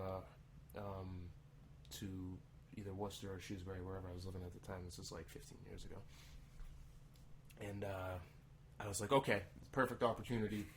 I'm going to put this on and listen to the whole thing. Because every album, every song on that album starts out like really slow. Yeah. So I remember I had like tried to listen to it before. I'm like, this song's not going anywhere. Next track, and I was like, what the fuck? They're all starting out slow. So I'm like, okay, I'm going to listen to this full album on the way home. It's like a hour and a half ride home, whatever. And I put it on and I gave it a chance and I listened to the whole thing. I was like, wow, that was pretty cool, like from front to back. Like, yeah. And I just forced myself to keep listening to it all the way through. Mm-hmm. I was like, wow, I really like this album. I did not want to like it. Right. I did not expect to like it, but I do. And that same exact experience was how I got into A Matter of Life and Death. Was because it's the same thing. And I think maybe it's because Iron Maiden purposely makes these albums now that are long and and need your attention. Because it was when I got A Matter of Life and Death in 2006, right? Yeah, that's when it came out. out. Yeah, because I remember I picked it up right before KO went on tour, and this is before I had an iPod at all. So for me, music on tour was, a Discman and whatever disc, and I couldn't pack a lot of CDs. I didn't have like my folder with me, so it's and I remember that was one of the albums I bought, and I never really got a chance to listen to it before we went on tour, and so I find myself listening to it again, like you said, straight start to finish in the van, and on long ass drives, and I was just like, oh yeah, okay, now it's starting to sink in. That payoff at the end, the legacy, and you're like, holy shit, this fucking song rules. yeah. It was like, oh. That's why I was so. I mean, did you go to see them at the Agganis Arena? No, when they did I was on tour, so I couldn't see it. Oh, okay. So I remember once people realized that they were playing the new album in its entirety, like everybody around me was getting pissed. And I'm like, I know. And I got excited as soon as I realized that they were playing the full album, because I'm like, they're gonna play the legacy. Well, I think that that's the thing I love is like again, like talking about like the atmosphere of like the Worcester metal people. It's just like I can talk to you about that and be like, yeah, I love metal, and I remember talking to Geen about that, because he had the same vibe. He's like, yeah, of course we want to hear this album in its entirety. It's a great album. Yeah. It was for the longest time. Like, I mean, when I was in high school, there was like me and Byron, and we were like the only kind of like Iron Maiden fans. And now it's like it's cool to find people who had the same experience as I did, just removed by different states, and like when we all have the same kind of passion and whatever. So it's cool being like, oh yeah, yeah, I'm not alone. No, I dig that album a lot, and especially, I mean, the cover art is probably, I thought, was some of their best. Like, in a long time. It was. Yeah, after Dance of Death, I mean, oh come on, god, that was the worst. Yeah, well, the story behind that, right? I'm sure you do. Like that it was that's the rough draft. Yeah, it wasn't. It was the unfinished. Yeah, it was the unfinished, and they're like, okay, we'll take it, and it's just like, no, and the artist was like, no, there's still more work I have to do on it, and they're like, no, we'll take it. Well, I will say, I really like Book of Souls, dig it. Yeah, I got the impression just from what I did hear of it that it was really well done, and I enjoyed it. It is. Again, I just like I feel guilty if I don't give it, if I'm in a situation where I can't give it the attention that I feel like it I understand deserves. that. And then I'm also the type of person who like goes off on like I'll listen to like nothing but like the same like 2 or 3 albums for like a week at a time, or longer. I know, yeah, same here, yeah. And I get distracted. I'll forget like, oh yeah, that's right. This album that I bought, I didn't listen to it yet. Because I'm stuck on something else. Like, it happens, man. It's a. But the one thing I will say is, my own personal Iron Maiden opinion, and this is as I've gotten older, is that I just feel like ever since the X Factor, they've kind of been the kind of band to be like, well, a CD can fit 78 minutes worth of music. So we're gonna fill it. So we're gonna fill it, and that's an attitude I don't really like in any band, because like I think people forget just how much more concise and awesome it was when you keep an album to 40 minutes or less. You know, like you don't want any like filler. You don't want a great album to what would be an otherwise great album to be diluted by right. You know, like okay, you know, like say Brave New World. You know, like I think it's a great album. But, yeah. You know, it gets to Blood Brothers, and I'm like, it's the weakest chorus ever. Yeah. You know, I was like, okay, all right, I get it. You know, Steve's dad died, and he needed to write a touching song about it. But I mean, like, and then I don't know, I can't remember names, but there might be like one other track on that album where I kind of just like tune out. Yeah. You know? But it finishes so strong. I mean, the thin line between love and hate, and Out of the Silence. Like, oh man, yeah. I mean that. you know what's funny? Those are the two songs on the album I don't want to say I don't like them, but I don't have as much experience with them in. Yeah. And here's the reason why: is because Iron Maiden was so insistent on putting out long ass 78-minute albums. I got that album right before I went on a trip to Italy to go see Iron Maiden at the Gods of Metal Festival in 2000. And when I made some mixtapes for myself to listen to, again, because I couldn't, that's all I have is a Walkman at that point. I didn't even have a Discman. And the albums that I took with me were Brave New World, but I only was able to get through, was Nomad, yeah. Yeah, so like those are the only songs I really had access to. I never really have access to Out of the Silent Planet or Thin Line Between Love and Hate, so I never really listened to them much, and so I had more experience with the rest of the albums, like, because I remember it was that Crimson Glory's Astronomica and Gravedigger's Pendragon, or Excalibur, I'm sorry. And so those are the three albums I took with me to Italy, and so like those albums I know really well back and forth because I listened to them relentlessly. But those two songs I don't. I dig them. I think the pacing on that album was a little bit off. Like maybe like the track order could have been a little bit, but I always find myself like skipping ahead of to those two. Well, I think it's a testament though to Iron Maiden that I still think they really do try to put out quality. Like I don't really ever think they even as bland as Final Frontier kind of was. I don't take it as them phoning it in. I really do think they try. With each album. Yeah, I get what they were going for, and it's fine. Like I'm not a fan of the way that album starts out. And I think that's pretty important. Like, I mean, you got to have it's Maiden. You got to have a strong the strong opening opener. track. And that weird like instrumental that opens that album, like I'm not too into it. And then the first full track on it, so Yeah, no, I agree. I didn't care for El Dorado when that came out. See, I didn't mind El Dorado. I heard El Dorado first, and I thought it was actually an interesting track. I was like, oh, all right, that's kind of cool. But then the rest of it just kind of was like. I think is it Starblind? Mm-hmm. That was probably my favorite one off the record. Because when it gets to that that awesome main riff. Yeah. I mean, see, honestly, we could talk about Maiden for hours and hours. I got no problem with that. Yeah. All right. Okay. So let's talk about the X Factor.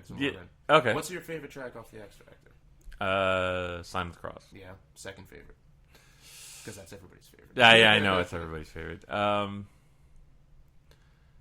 that I kind of like, well, Blood on the World's Hands I really like.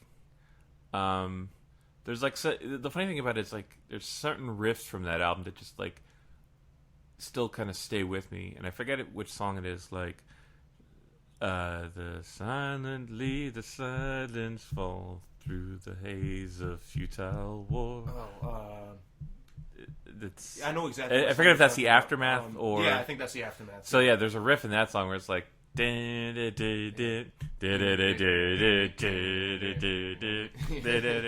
So it's like things like that, like so probably Blood on the World's Ends. I remember kind of being like, when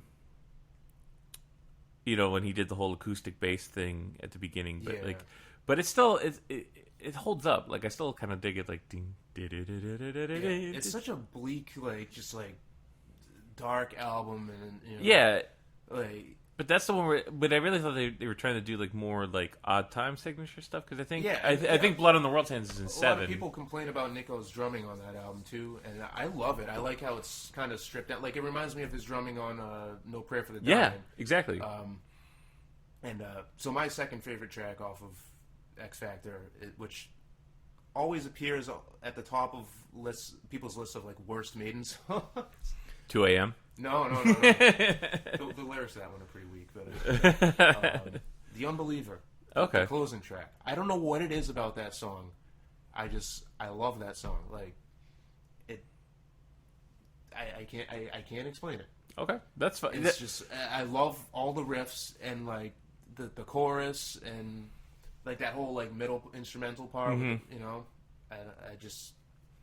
Everybody always looks at me like I'm crazy when I go like, yeah, that's one of my favorite Maiden. No. Well, I don't know.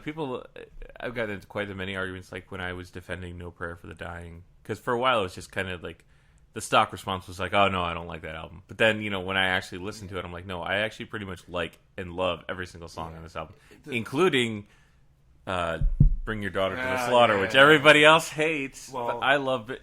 Yeah, and again, that was a Bruce Dickinson solo song, right? That Steve Harris insisted be on the album. Right, no, I know. But yeah, no, I usually skip that one. Yeah, all right, well, that and on what's the live album that it's on? A real live one, right? Mm-hmm. Yeah. All right, well, what about we could talk about we should get a list of like worst Iron Maiden, like what people consider to be the worst Iron Maiden songs. The Angel and the Gambler is definitely up there for me. Yeah. It's like, okay, how many times are you gonna say, "Don't you think God could save you?" Like, okay, we get it, like, Savior, yeah, it's and like that organ is just like, ugh, it sounds awful.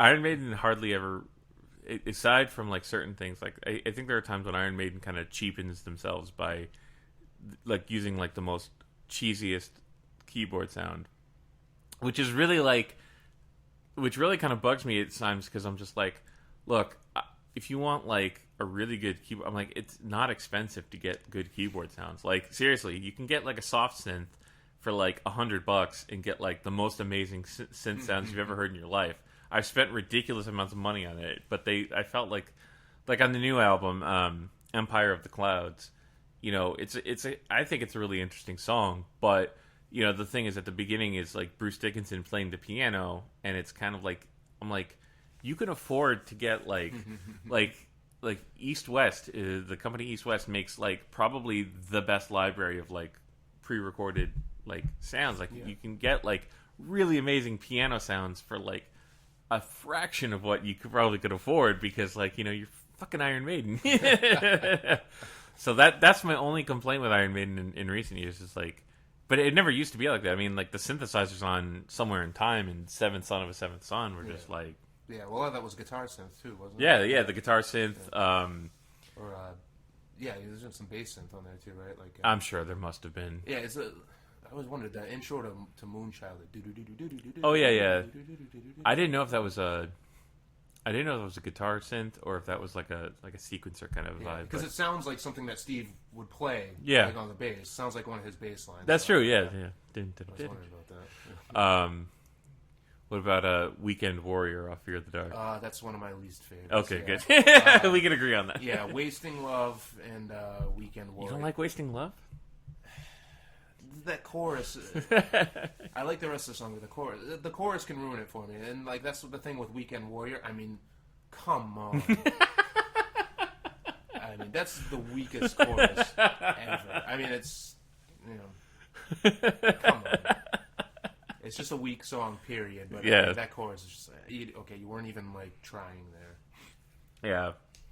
Yeah, and and again, like I don't know, like I just go back to it. I mean, you go back to Number of the Beast, Peace of Mind, Power Slave, Somewhere in Time, Seventh Son.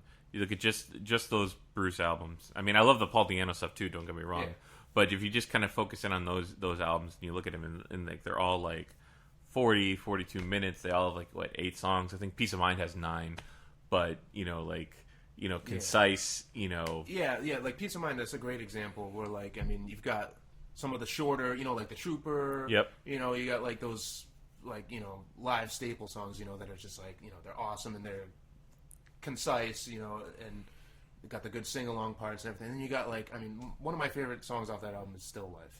Oh yeah. Oh my God. Nobody ever talks about that. Yeah. Oh my God. No, it was drilled into me from when I first started borrowing Iron Maiden albums from Byron. He was just like, "Oh, Still Life. That's the jam on that." I mean, he didn't say it the like lyrics that, of that one are so good. Oh yeah, it's so good. I actually I for one of my senior English class assignments, I had to make like a tape of me reading poetry, and I could like include like music with it and stuff too. So it was me reading poetry over like a bunch of like metal instrumental tracks, but then I also put like a couple of actual like songs in there, like without me not reading poetry, but songs with vocals, and I put Still Life on there. And I remember my English teacher like, she must have been sitting listening to the tape, and like the intros, like all like, like slow, and and then all of a sudden you get the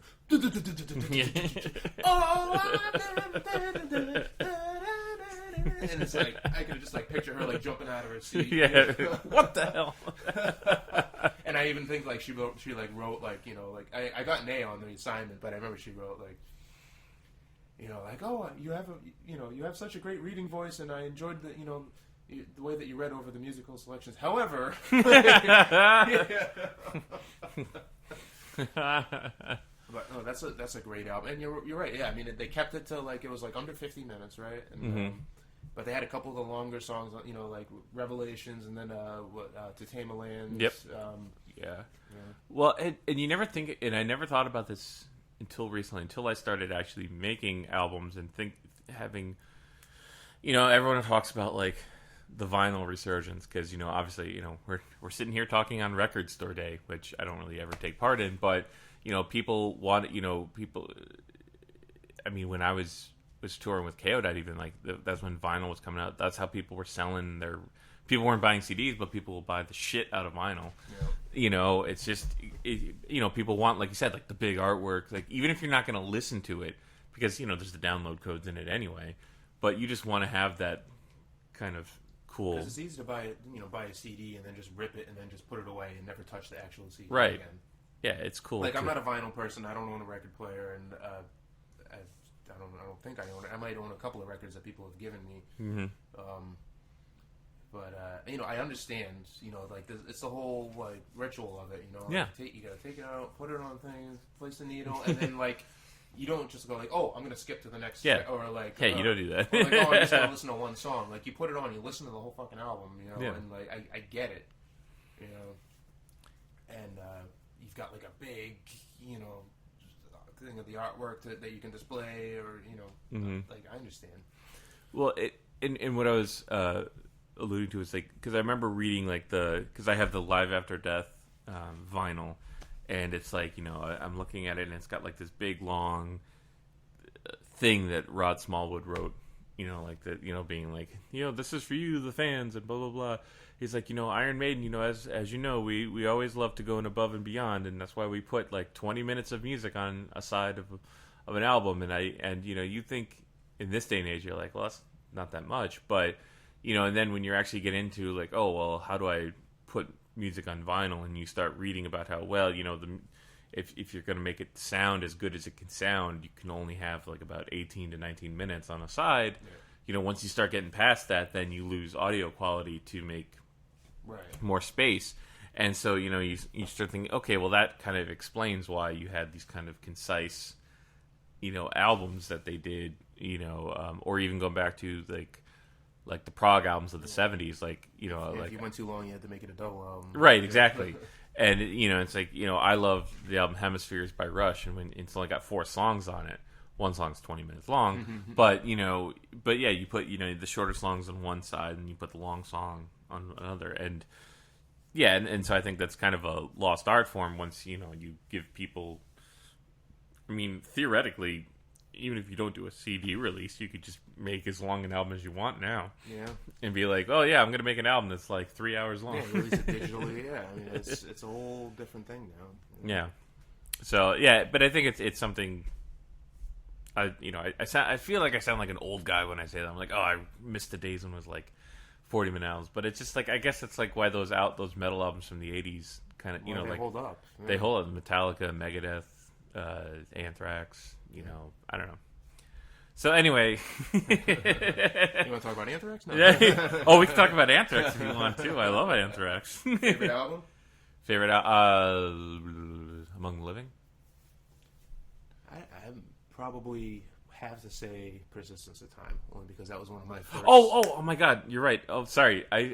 Mine is Persistence of Time. I'm Yeah? sorry. Oh, okay. Sorry, Right. because I'm thinking I'm focusing on Among the Living and State of Euphoria, but then I'm like, oh yeah, I totally. Both great albums. And it actually, Spreading the Disease is probably my number 2, but Persistence of Time was one of the very first like metal albums that I ever had. I probably got that in 91 or 90, I'd say 92. But like I think before that I had like Metallica, the Black Album, which I got I think for Christmas in 91 with my first CD player. Yeah. Same here. And that album, I mean, it's a great sounding album. It's got a lot of good songs on it, and it's dark, and it's like like the imagery on it. It's everything. It's not as silly. Exactly, yeah. And I didn't know like the silly Anthrax until like somebody gave me a tape of Attack of the Killer Bees, and it was like, oh my God, do you hear how many times they swear on this? Like, there's a song where they just go shit, fuck, Satan, that's sex, drugs, rape. Being in 7th grade, I was like, oh my God. But Persistence of Time for me like was huge. I mean, I used to sit there and I would just listen to that whole album on repeat. I would put it on at night when I went to bed. Like I was like 12 years old. Like yeah, I agree completely with you. I always tend to forget about it, but no, I always loved it more. And I think that was one of the few times where I actually started paying attention to production qualities on records. Like I never really got into the production side of things, like hearing like, oh, like I can listen to certain albums now and be like, oh, I really hate the sound of that snare drum, or I like what they did here, and that's only after like years of nitpicking my own shit and like just getting used to that. But with Anthrax, I always remember like I loved Among the Living songwriting wise, but I always thought State of Euphoria sounded better, even though I didn't like as many of the songs. yeah. And for me, it was like the guitar solos, like Dan Spitz's guitar solos, like sounded so much better on State of Euphoria. And it sounded like, and there were production things that I was noticeably hearing where I was like, okay, I'd prefer I Am the Law and Among the Living. Those are like two of my favorite songs ever. But his guitar solo on Antisocial is so good. Who Cares Wins, these kinds of things, and then. But then you get to Persistence of Time, and I thought, like, Persistence of Time, like, I was like, okay, they've actually matured as songwriters. I mean, I thought, like each of those songs has, like, I remember, like, or not each of them, but the first two, Time and, what's the second one? Blood, thank you. Like, they have, like, those really elaborate pre-choruses. It's like, you get through about 2 pre-choruses before you actually get to the chorus, and I was like, it's like, to me, I was like, yeah, that's like really cool. Like that's like, I don't know, songwriting wise, lyric wise, people shit on Joey Belladonna, but I thought his vocals sounded really good on that. Yeah, he's amazing. Yeah, he sounds good. Yeah. I mean, I still, like those songs, Keep It in the Family. Yeah, that whole album is like, I think that maybe like there might be like 2 like kind of like weaker tracks on that album, but like for the most part, there's a couple that I skipped near was the it end. like Gridlocks and then Gridlock I don't like. I was about to say Hate Red, but I'm like, wait a minute, that's Slayer. No, that's them? Yeah. All this hatred I can't take. Why did I think that was Do Slayer? I hate you? Oh no, that's. Oh yeah. Oh no, Blood Red is Slayer. Oh yeah. God damn it. But Discharge, I love Discharge. Oh yeah, that one's nuts. And what's the other one towards the end? One Man Stands. Yep. It's got that like that fucking like crazy sounding bass at the beginning. Yeah, the bass sound on Persistence of Time. Yeah, Frankie Bello, I think is kind of an underrated kind of bass player. But like, yeah, I just remember like the bass solo on "Got the Time." Yeah. You know, like when he hits that low one, it's like boom. There's a quality to that note, which just like like it just I don't know. It's like I don't know. It's no. I mean, you feel it. It's feel it. Yeah. I mean, that's again where the production. I mean, that album was mixed so well too. Yeah. And I think like the drumming on that album too was like a huge like part of like right before the first. Vocal part comes in time. Charlie's like so good at those snare fills. Yeah, so it's like, I got so much trouble. Yeah, it's like whoa, what the fuck just happened? Yeah. I love. Yeah, Charlie Benante was always one of my favorite metal drummers. Yeah. I mean, because I know I personally have gotten a little bit bored with metal drumming in the sense that. I felt like in the 90s we were all kind of obsessed with double bass because like it was people were really kind of taking it to new level and now like I really could care less about double bass. I really like when I listen to drummers I'm like give me a good snare fill, a good snare Nico fills, and this is all from like listening to Nico because like Nico's bass drum was really like the not the most important thing of his drum set to me at least. He's never played a double kick, right? Yeah. Whereas like his tom work, his cymbal work, like like in the song Seventh Son of a Seventh Son during that breakdown when he's just doing the hi-hats and like there's just something about it which is just but yeah, Charlie Benante I always thought was incredible for that, and I'm a sucker for a good snare fill, man. Oh my god, yeah.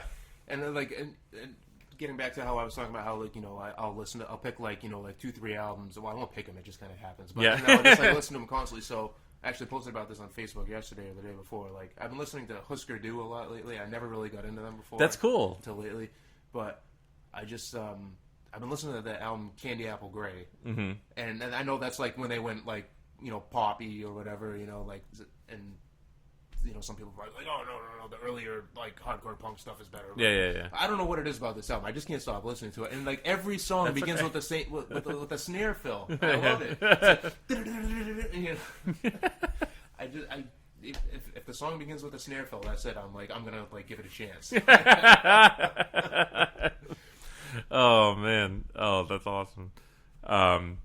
Yeah, I don't really know much about Husker Du. I think I own Zen Arcade. Yeah, that's again, double album. It's like 24 songs. Yeah. Like that. You gotta like sit down and listen. I think it's like a concept album. So yeah. You gotta sit down and listen to the whole thing. Yeah, concept albums. But yeah, oh man. I love talking about Persistence of Time. Thank you for reminding me about that. I always forget about that. That album is such a huge part of the reason why I'm a metalhead today. Yeah. Like, huge.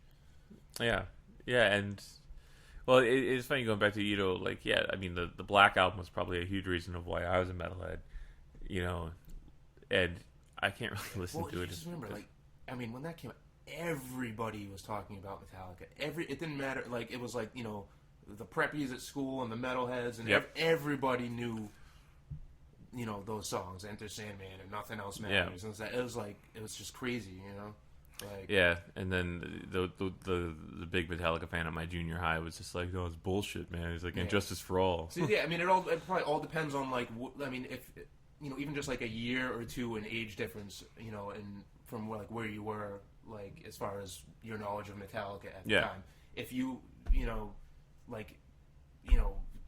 had gotten into Ride the Lightning and Master of Puppets and Justice for All or whatever, like when those came out and that was the Metallica you knew, and then the Black Album came out and you were like, whoa, what the hell? Yeah. I get it. But, I was like right there, I think I just turned, I turned 12 in December of 91, and that's when I got the album. Yeah. So, yeah, now it's 13. So, I think I was, I was aware of, like maybe Injustice for All. I think one of my friends had it, and I don't think I ever actually listened to it. I just remember them showing me the booklet and reading the lyrics, and it's like, whoa, like like, Lady Justice has been raped. Yeah. Oh my god, like, this is some extreme shit. And you read Dyer's Eve, and you're like, this guy really hates his parents. And then like in the thanks where they said fuck a bunch, like, when they're like back then that was all. Oh yeah, I mean like when I got Guns N' Roses' Appetite for Destruction, like just looking at the artwork in the booklet. Oh my god, yeah. I remember my mother found that and like threw it away, and like. I know the exact image you're talking about too. Yeah. And like the some of the lyrics, or like, oh my god, he just said it's so fucking easy. Turn around, bitch! I got a use for you. Oh my god, what's he talking about? I think I was in like 5th grade. Like, that was what does he shit. say? Yeah. Oh man. And Well, like, a Rocket Queen, like. Like, what? Why does that girl sound like that? Why is she making those noises? And then later on, finding out what was actually being recorded at the. Oh yeah. Yeah. Well, one last question, since we talk about like we can have these kind of nerdy discussions. I feel like you're the right person to talk to about this, because you notice how like with certain bands they have that one album. Like the one album where they change drastically and people either love it or hate it. And I tend to like them. Like, what do you have any that? Oh, because the X Factor might be like kind of a version of it, but I think of like I think a lot of that was because of the change of the singer right. too. Like albums where a band really changed. Like for instance, like I always think of like My Dying Bride. Like they had that 34 point something whatever complete that was like they went techno all of a sudden. Oh yeah. Jeez, I'm not sure if you'll get the reference, but the one that's jumping out to me right now is Candiria, when they came out with what is it? What Doesn't Kill You? The album that they put out after they had their touring van accident where like they like could have been killed easily, and and then like they all of a sudden had like like clean vocals and like kind of like poppy sounding choruses and stuff that they never had before. Like and like a lot of people are like, what the fuck? That's it. And, that's it. They suck now. And I was like, wow, I really like that. Yeah. And again, like an album that I didn't want to like when it came out, but like just after repeated listens, it was like, wow, you know what? I really dig this. Like that's one that sort of jumps out at me. We can also talk about Tony Martin era Black Sabbath. So maybe like another example would be like like Pig Megadeth. Like Countdown to Extinction. Yeah, I mean it was a little bit of a they slowed down, and it was more of like a, I don't want to say poppy, but yeah, kind of more accessible stuff. Yeah. And then like you look at like Euthanasia, and it was more of a pronounced kind of a shift towards. Yeah, I loved Euthanasia. I do too. I mean, and again, that came out in 94, and I remember I remember the Newbury Comics in Shrewsbury, which is where I lived at the time. I think they had it was a whole event where like they stayed open until midnight, so you could go and buy the new Megadeth album. That's awesome. It was a big deal, And like I didn't go, but I remember I went and I got it shortly afterwards, and I guess I didn't think about things. It was just like it was the new Megadeth. Yeah. And like now, like it's if a band like changes a lot, it's like like, whoa. But like back then, like it didn't matter. Well, everybody was kind of like, I felt like the 90s was when a lot of the bands were kind of changing their singers. Judas Priest, had Ripper Owens. And interesting note, the only Judas Priest album that I own is Jugular. Okay. All right. Well, good. Well, you own Jugular. How good is Cathedral Spires? Oh, yeah. that chorus is so good. Oh, I love that song. That is probably one of my favorite Judas Priest songs. That's like your reward for getting through all the other stuff.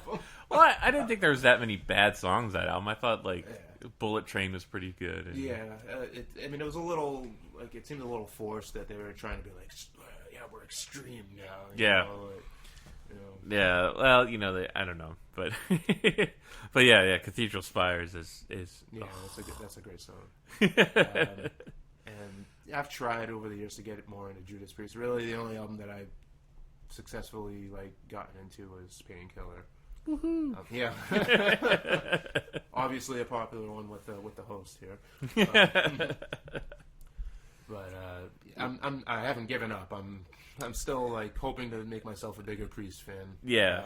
Well, it's the thing I love about, there's always that debate, Iron Maiden versus Judas Priest, which I never understood because to me they were always kind of like two separate kind of things. I guess it's just kind of like... And again, it's like, it's whatever's pleasing to your eardrums. Yeah. You can't help what you like. Yeah, exactly. You know? But the thing I always thought about Priest more than Iron Maiden was Priest was always like, they always were going out on a limb and trying shit. Like, you listen to their 70s Priest, and it's a mixture of like, slow, acoustic-y, ballads, and the heavier rock and stuff. And then, they got more into the speed metal, and then, but they still like, they would throw curveballs here and there. And then there's like, Turbo, where they went completely like kind of synthy pop. And but it's awesome, and that's a good example too of like everyone. It used to kind of be a badge of honor to be like, oh, I really like Turbo, because a lot of people were like, oh no, it came after Defenders of the Faith, and so it's bullshit. And it's like, oh no, Turbo is actually really good. It's really fun. It's different, but So I mean, I think the thing about Priest is they have like a little something for everybody. I think there are people who like the radio songs, which is fine. Breaking the law. And, you got another thing coming. It's like, yeah, I'm personally sick of hearing those ones. But they're memorable songs, and and even if it's somebody who's not into metal or whatever, if they hear that, they know the words. Yeah. They know how it goes. I mean, a good song is a good song. Yeah, exactly. And some people will, go to great lengths to act like a great song isn't a great song. Yeah, I know. Like, no, I don't like that shit, and it's like, come on. Well, and I think like, I remember, last year we went to my cousin-in-law's wedding in France, and the French DJ, for whatever reason, was obsessed with like 90s hip hop, and so like I remember at the time, being like, oh, rap is stupid, I'm into metal, rap sucks, rap is crap, you can't spell crap without rap. I'm familiar with the attitude. Yeah. I may have heard that one or a million times. Yeah, I know, right? Yeah, no, I'm not saying I was unique at all. It was just like, that was just like my thing. But then like, he's like, we're playing, and then he plays, House of Pain, and he plays like OPP, and you're just like, we're out on the dance floor. People fucking react to that shit. Yeah. And I'm just like, and it's kind of a telling thing when I say like, I kind of wish that rap was more like the rap that I originally like was rallying against, because like that I can listen to and be like, oh, there's a reason why they still play those songs. Yeah. If it gets people to react, even if it gets people to react and like, oh, I can't stand this, whatever, you're still stimulating somebody to feel something. Yeah. Like, I mean, that's why even though, like music that I can't stand, I mean, sometimes it's, it's weird because I wonder if I can't stand it because I kind of like it. Yeah. And I don't want to. And you don't want to admit that you like it. Oh, yeah. I was like that for so long. And I think once you actually, like, face up to it and you're just kind of like, you get to the point where you're like, you know what I like, and I don't give a I tell people, I don't have any guilty pleasures. Like, that's stupid. Yeah. If you like it, you like it. I think that comes with age, and that's, I mean, like I said, some people will go to great lengths to like act like they don't like something that they really do like, and I've certainly been like that in the past, and still am to a degree with certain things. But I've learned to lighten up and just like there's still certain bands that tons of people like that I will never be into, but yeah. I understand. Well, hey man, thank you for doing this. It's like almost 2 hours long, so that's really cool. We could go for another 2 if we keep talking about this stuff. Yeah, I know. Well, we can start like a Maiden cast if you want. And, like, fine by me. Yeah. But we again, need more martinis for that. Yeah, definitely. What I was gonna say too. So what's the date of the 10th anniversary show? It is May 12th at Ralph Steiner in Worcester. Tickets are available online. If you can find the event on Facebook, just search for Metal Thursday. The link is in there. Or if you go to brownpapertickets.com and just search for Anvil, you can find the link there to buy tickets. I highly recommend it because it will sell out. We've already sold a great deal of tickets, and it's not something you want to be shut out of. It's going to be pretty legendary. So I know. I still have to buy my ticket. We'll talk about that after we set the recorder off. But thank you, and here's to another great 10 years of Metal Thursday.